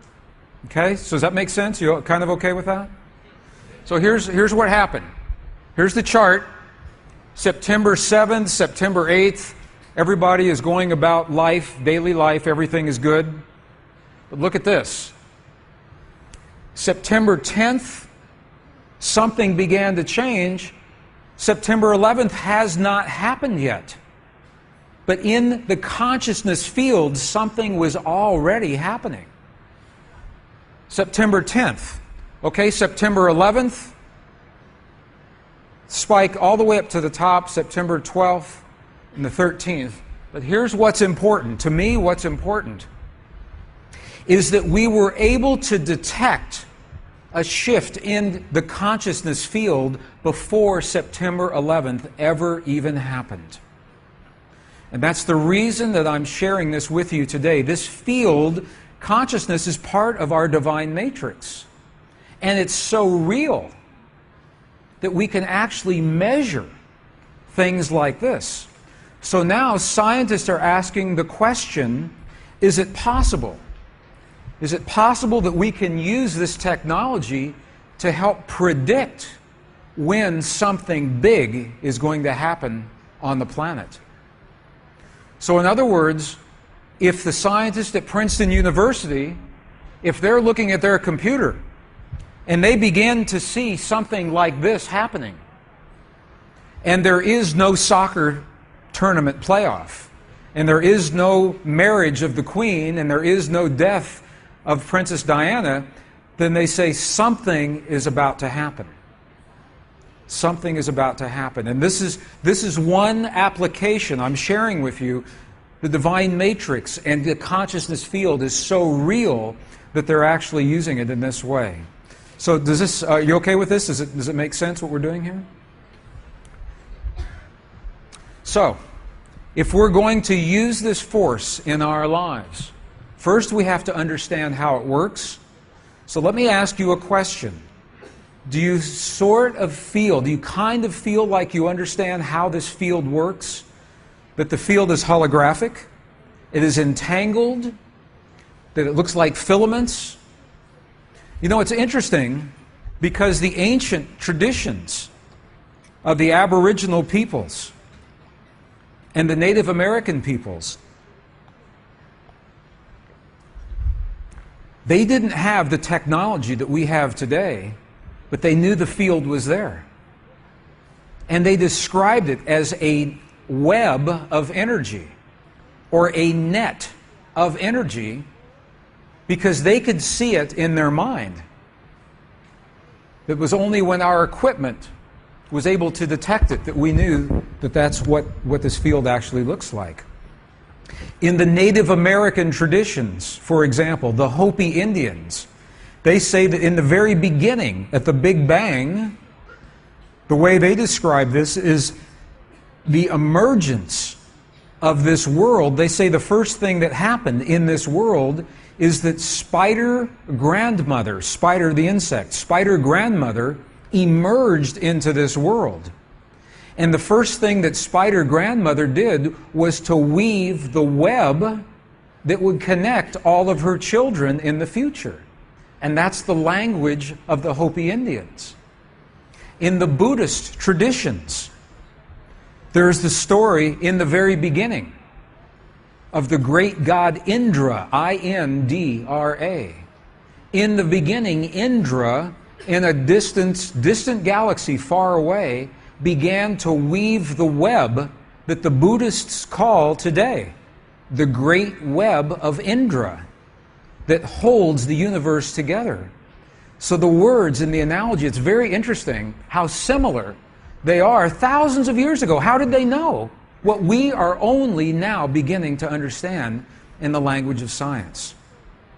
And this is why, to me, it makes sense to go beyond science into the wisdom of our past. Because science is a language. It's a good language, but science is only one language that describes our world and our universe. And there are places where science has not yet understood how everything works. So there are other languages that describe our universe as well. So what happens?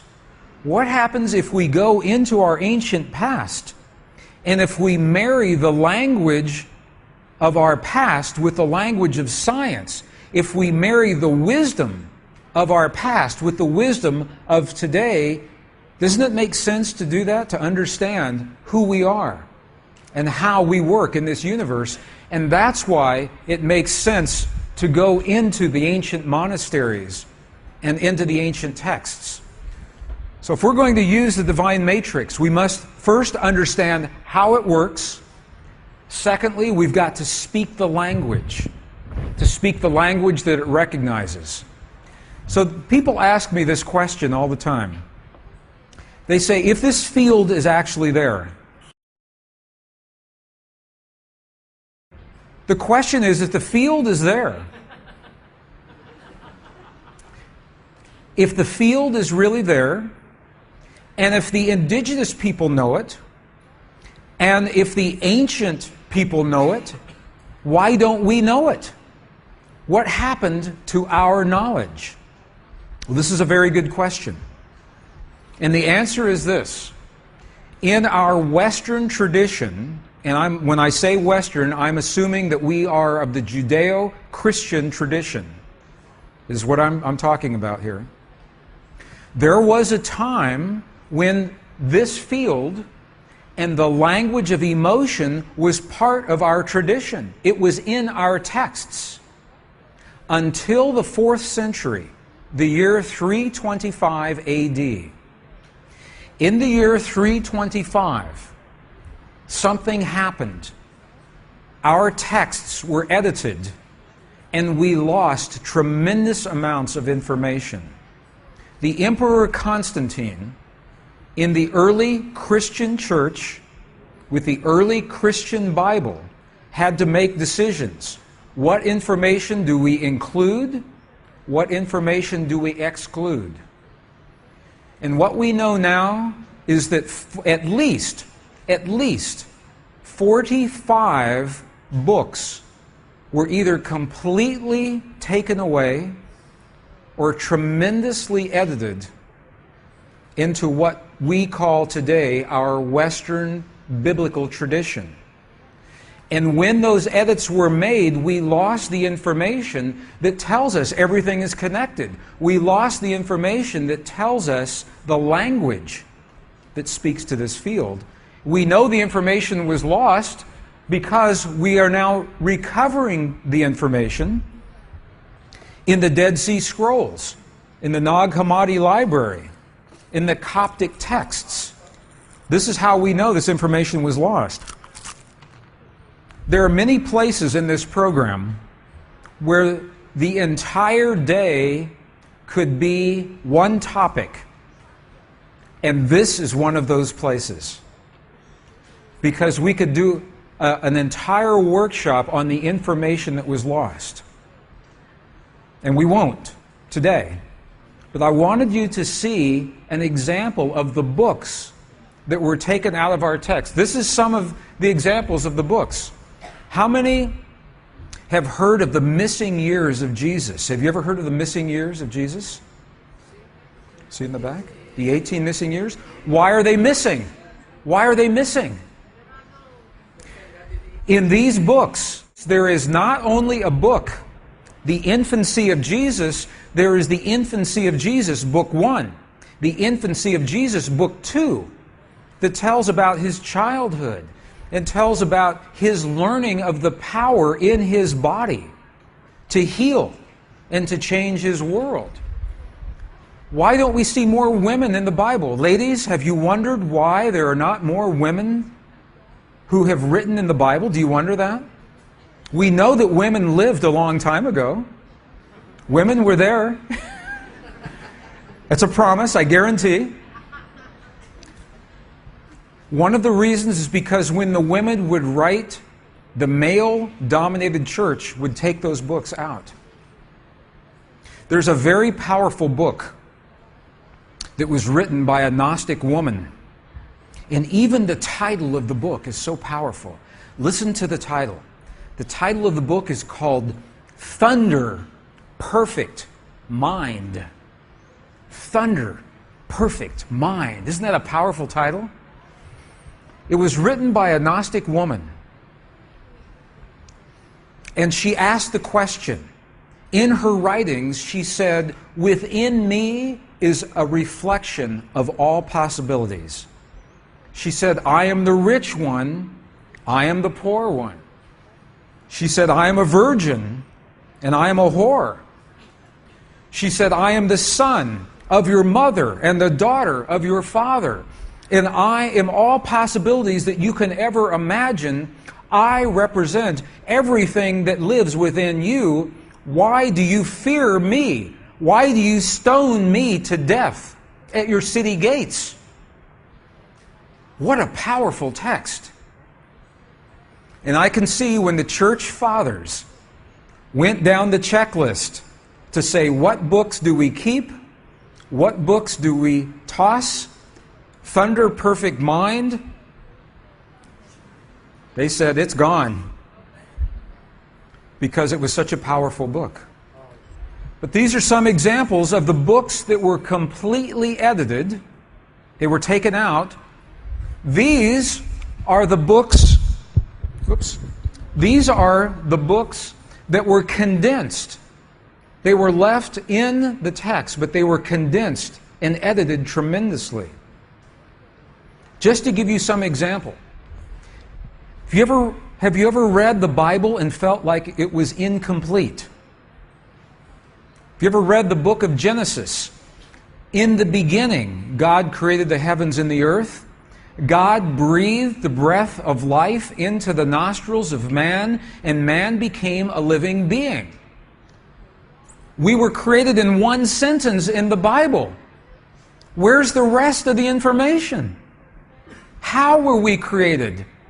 When you go to any other spiritual tradition, there is paragraph after paragraph, column after column, page after page, talking about the creation of your soul and your body and my body and how it happened and who is responsible. But in our Bible, we have one sentence and everything else is gone because it was edited. What was taken out? There's not only book 1, there is book 1 of Adam and Eve, book 2 of Adam and Eve, that tell us the secrets of our origins, of our creation, of our heritage. So this is one of those places we could spend all day on this, and we will not, but I wanted you to see information was lost. When our texts were edited, information was lost from our tradition that was not lost from other traditions. And this is why it makes sense. This is why it makes sense to go to Tibet in the monasteries, to the mountains of Bolivia and Peru, Nepal, India, Italy, the desert Southwest, because there are records in those places that fill in the missing pieces, that complete the information. We found them in the Dead Sea Scrolls. In the Nag Hammadi Library, there are the Gnostic texts, the Coptic texts, the Essene texts. Many of you have studied work that I did 15 years ago on the Essenes. That's when this picture was taken. I look different now. A little. No? More hair.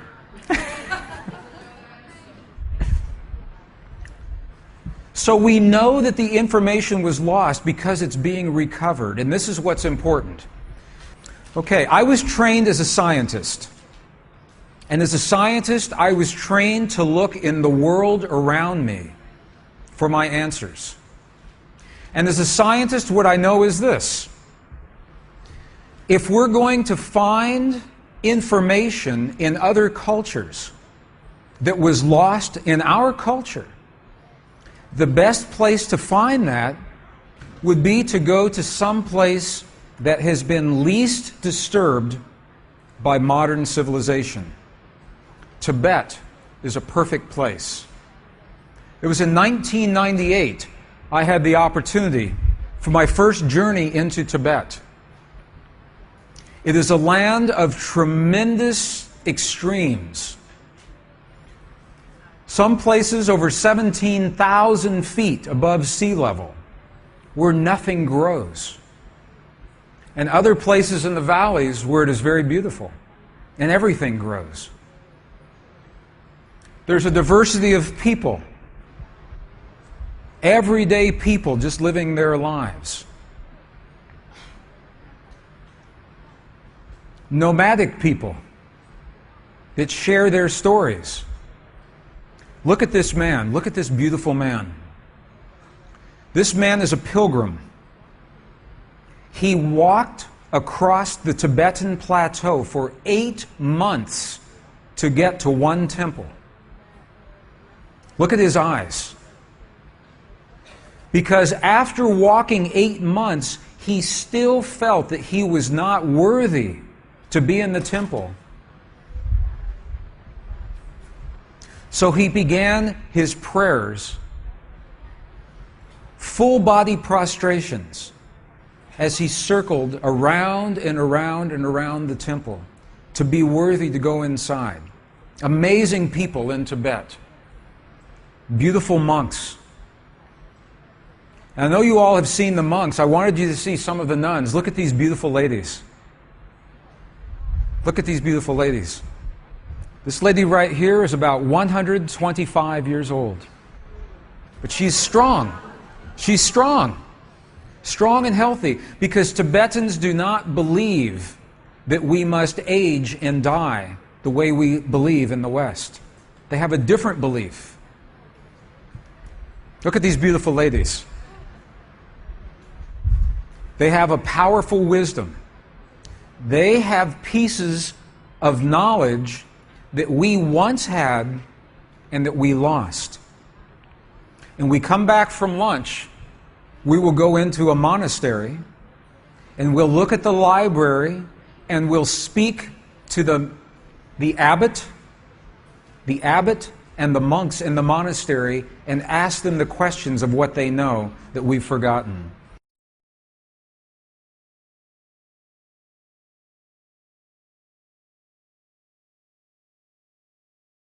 Okay, we are not finished. We have a big afternoon.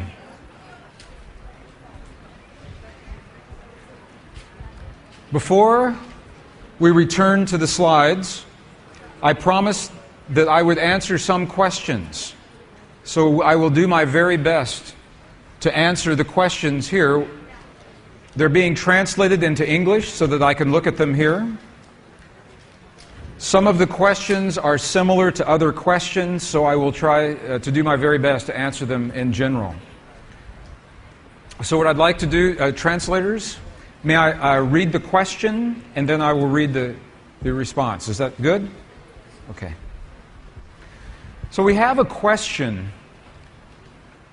asking about the holographic nature of reality, the holographic nature of knowledge. The question says, is knowledge holographic? In other words, if you know something in one place, is that knowledge everywhere? The question is it possible to say that we already know everything? This is a very good question. And I'm going to discuss this in a couple of different ways. What the new science has discovered in only the last few years is that knowledge is not something that we store in our brain. Did you know that information is not kept in your brain? I had the opportunity a few years ago. I got to see Albert Einstein's brain in a jar. It's at the University of Kansas in the United States. Albert Einstein's brain, after his death, They removed his brain because scientists wanted to see what was different. What made his brain different than your brain or my brain? And do you know what the difference is? Zero. There is no difference. His brain looked pretty much like everyone else's brain. It had just a few more little wrinkles. What scientists have discovered is that the information, your memory of your past, your memory of your experience, is not in your brain, it is in the field, it is in the divine matrix. And your brain is the antenna that tunes into the place in the divine matrix where that information lives. And other people, if they know how, they can tune to that information as well. It means there are no secrets. There are no secrets. It makes the military crazy. Because how can you keep a secret when there are no secrets? So the information of your life, of your memory, of your history, the information of the secrets of the universe, they do not reside in one person's brain. They are in this field that we call the divine matrix. So the question, is it possible to say that we already know everything? The answer is that the information to everything already exists. The question then becomes, can we have the feeling in our heart to create the antenna in our mind that tunes to the information that already exists? When you ask a question, of knowledge, what you are doing is you are initiating the process. You ask the question, I wonder how life began. And you have a feeling in your body about that question, and that feeling helps you to grow the right patterns of nerves in your brain so that those nerves can find that information in the holographic field. It's already there. How many have heard of the term remote viewing? Remote viewing. Anyone heard of remote viewing? The United States military uses remote viewing, and it uses it because it works. Remote viewing is the opportunity for one person to be in a room like this, and they close their eyes, and they have a feeling in their heart. And when they have that feeling, their consciousness is able to see anywhere in the world, into the battlefield of Iraq, into a building on the other side of the country, into a field in Germany, because that information is already there. So in remote viewing, people are trained to close their eyes, go to an altered state of consciousness, and in that altered state, they move through the field of holographic information, and they can smell, they can see, they can hear what is happening in another place, because you and I are not limited to these bodies. Information is holographic, so the answer is yes. Information is holographic. Another question, how does the sacred feminine principle interact in the current global transformation? How does the feminine, what role does the feminine play in the change that we're seeing in our world today? That's a good question. Because what we're talking about is the power of human emotion, the power of feeling, the power of intuition, which is something that has always come more naturally to the feminine. Sorry, gentlemen.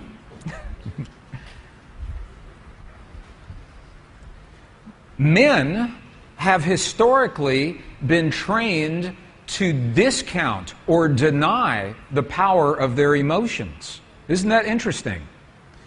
Men who historically, physically have been the strongest of the species have been conditioned to deny the very experience that gives them even more power in their lives, the power of human emotion and the power of human feeling. So ladies, the feminine is playing a vital role. You play a vital role because your mind and your body are created. You are wired, hardwired to experience emotion in ways that most men in most societies are only beginning to remember. So ladies, you are leading in this respect. And it's changing. Men are becoming more comfortable with this now, but it's a very important question. It's a good question.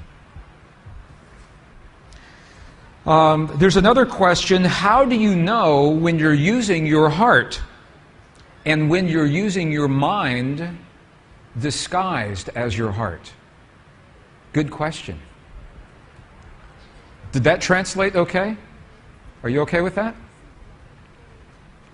In other words, I think the question is, how do you know when you're having a feeling and how do you know when you're having a thought?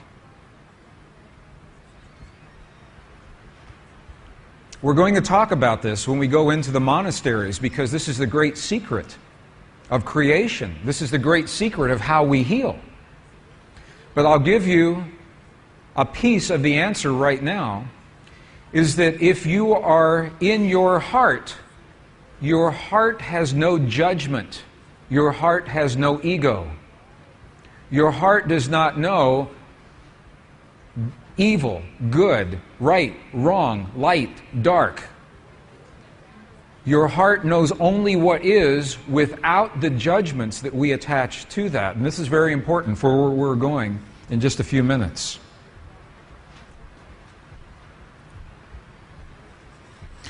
The question, how does the divine matrix, what role does it play in reincarnation? Reincarnation. You know, in the Judeo-Christian traditions, reincarnation was a part of our culture until it was edited out, until the books were taken away that talk about reincarnation. Almost every other spiritual and religious tradition allows for reincarnation. Christianity did until those books were edited. Books like the Gospel of Thomas. We're going to look at the Gospel of Thomas in just a moment. Books like the first book of Adam and Eve, the second book of Adam and Eve.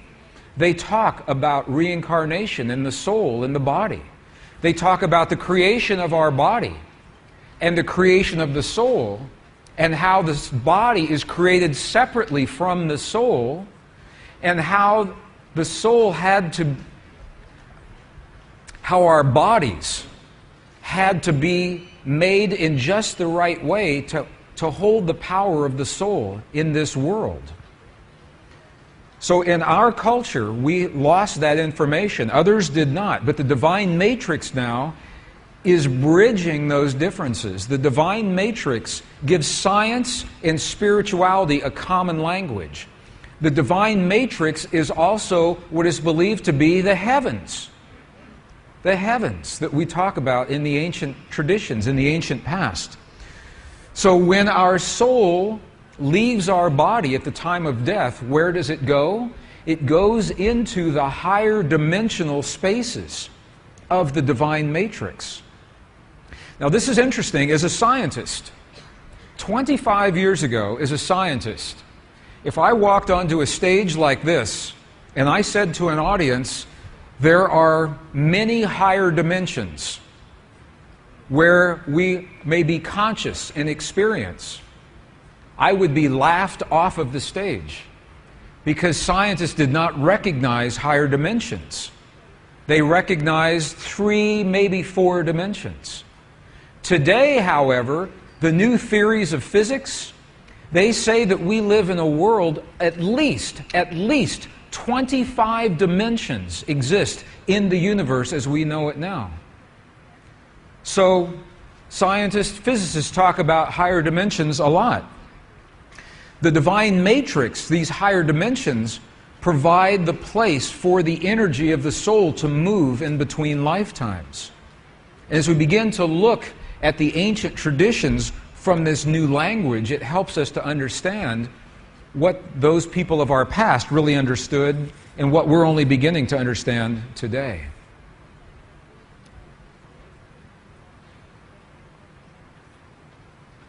Okay, there are other questions that are very good questions, and they lead directly to where we're going anyway.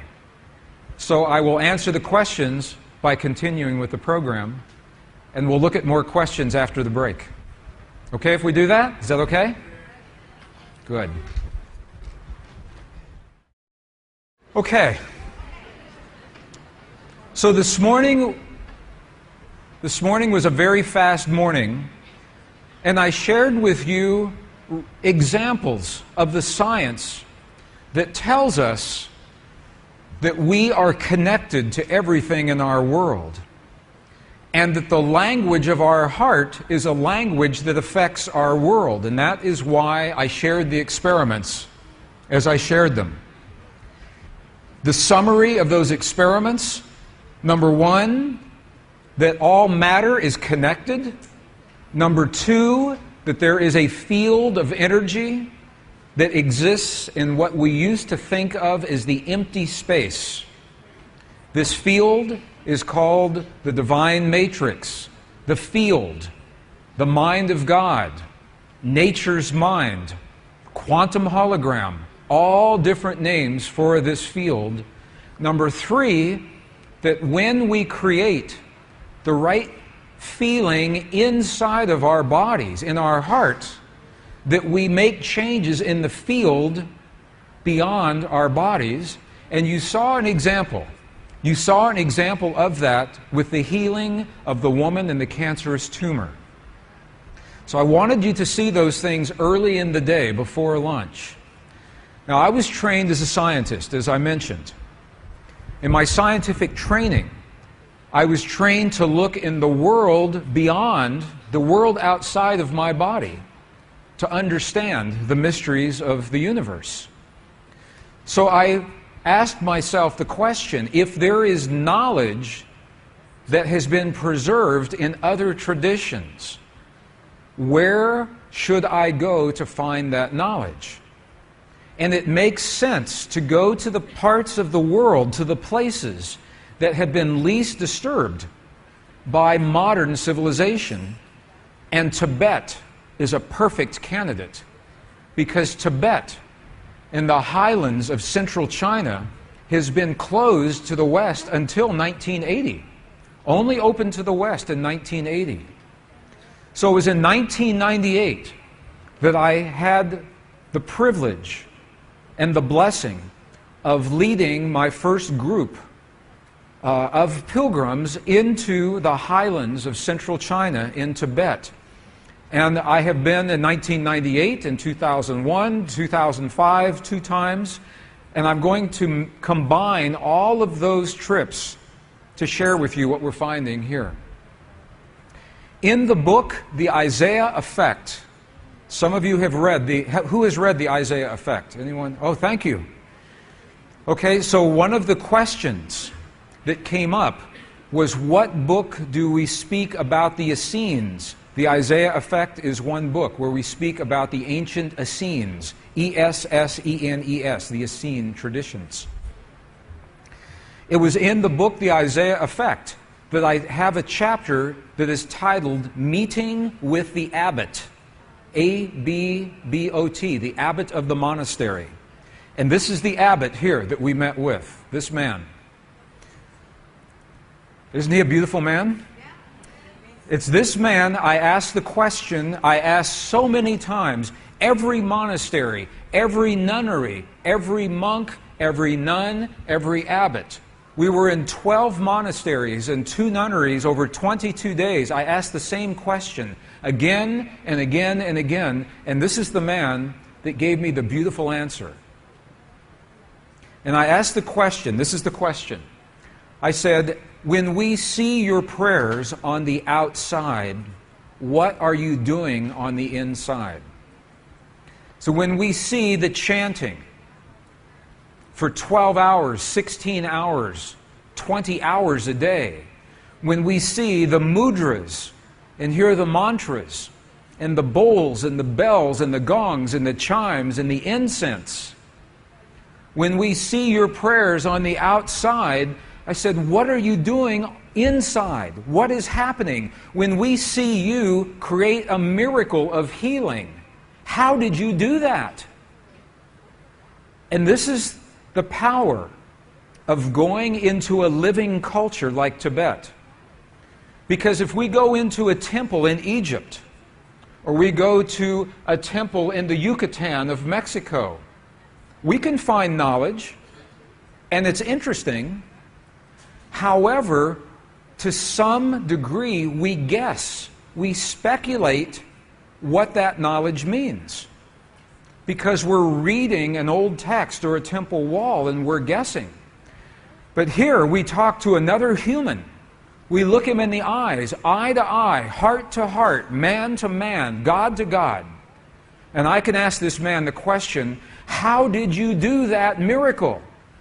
What did you do in your body to make that happen? And I'll ask him again and again and again until I understand his answer. So this is what happened. So I asked the abbot, when we see your prayers on the outside, what's happening on the inside? And his answer was this. He said, you've never seen our prayers because a prayer cannot be seen. He said, what you see are the things that we do to create the feeling in our body. The feeling is the prayer. The feeling is the prayer. He's telling us right here. He's telling us in a Tibetan monastery 17,000 feet above sea level in the Himalayan mountains, this man is telling us the secret that was lost in our Christian and Jewish traditions when the edits were taken in from the books. And they practice and they live this. Feeling is the prayer. Then he turned the question around and asked me. He said, how do you do this in your culture?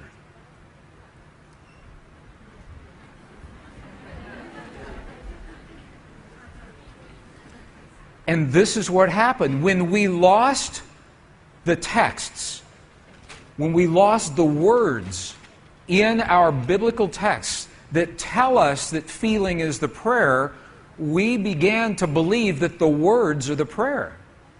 That if we say the right words, the right time of day, or the right number of times, that somehow magically a prayer will happen. And when our prayer is not answered, we become frustrated and we think prayer doesn't work. The words are not the prayers. The feeling is the prayer. You're going to see this 3 times this afternoon. The feeling is the prayer. So this is what the abbot shared with us. Now, after we met with this beautiful man, and by the way, this man passed away last year. He is no longer in this world. So I'm happy that we had the time with him while he was in this world. Look at these books. These are Tibetan books. Very ancient books. Some of these books are 1,700 years old. They are loose pages in between the cover. Look at these. Look at this. Do you see how the pages appear so old that if you touch them, they would crumble? Can you see that?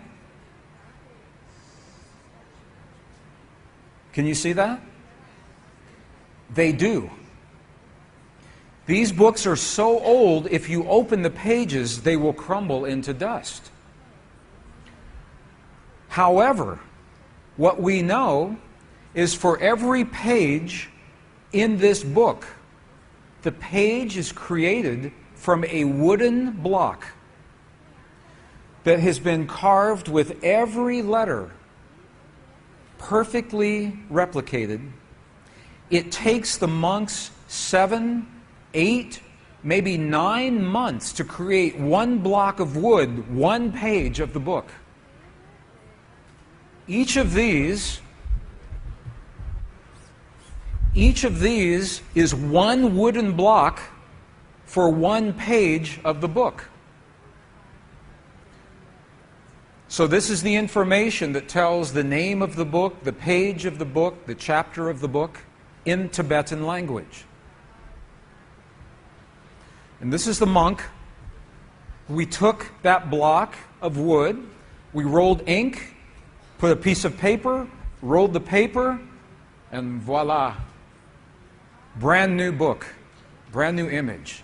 So the information is not lost, even though the books are very old. The information lives on. So I asked the monk, I said, "What is in these books?" He said, "Everything."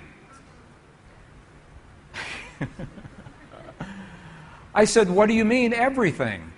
And he said, "We have a record of every spiritual tradition that has ever come to this monastery." And then he poked me in the chest. He said, "Even yours.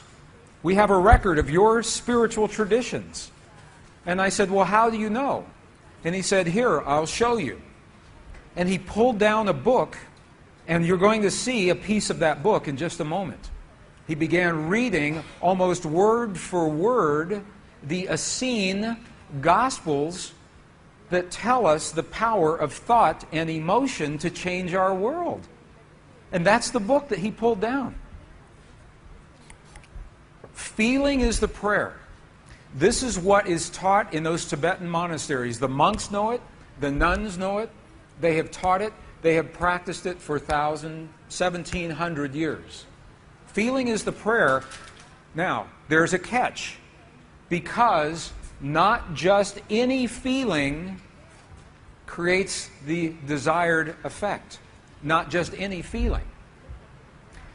Rumi has a beautiful prayer, a beautiful poem that tells us about this feeling. Rumi says to us, look at what he says. Rumi says, out beyond the ideas of wrongdoing and right doing. He says, out beyond our place of judgment, of right and wrong, there's a field. Rumi even calls it a field. He said, there's a field. I will meet you there. What is this place?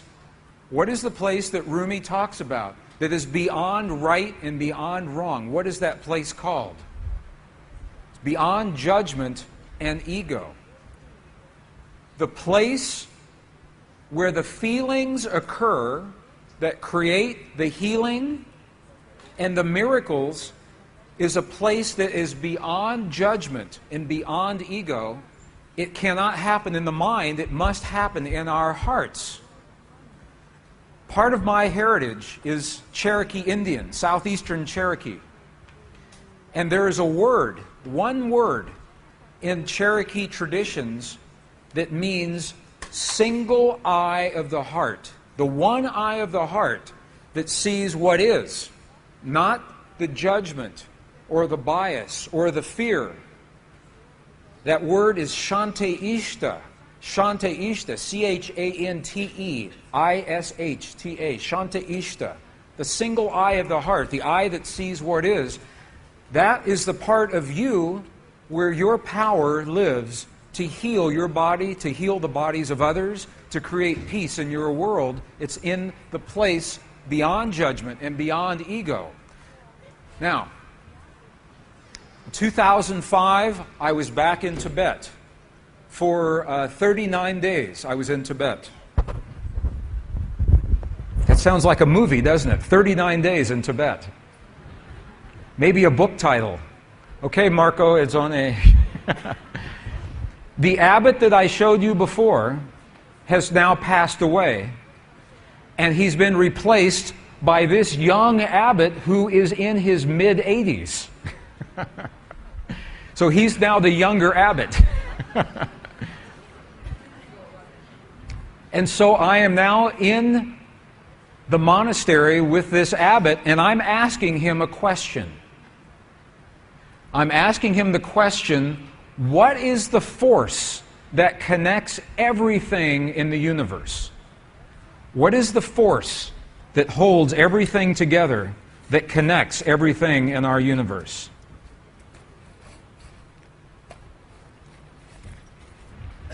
Everything in our universe.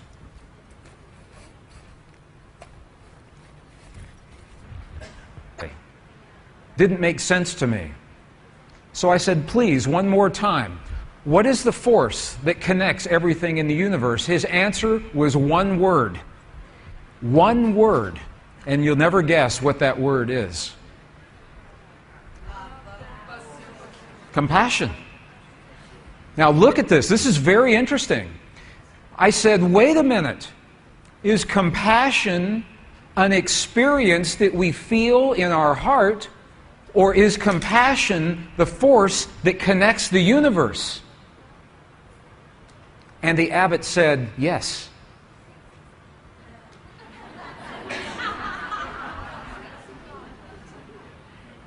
That is a powerful understanding. That you and I are capable. We can have a feeling in our hearts. It's the feeling that the universe is made of. Compassion is both the force that connects and the feeling that we experience. And that is what makes compassion so very powerful. Now, our idea of compassion in the West is very different from the idea of compassion that we hear from the Tibetans. When we think of compassion, we think, oh, poor person, I need to help them. And that may be a small part. But a lot of compassion is the ability to see the world for what it is rather than our judgments of what we make it. And that is a lifetime of work for all of us. We're all learning that right now.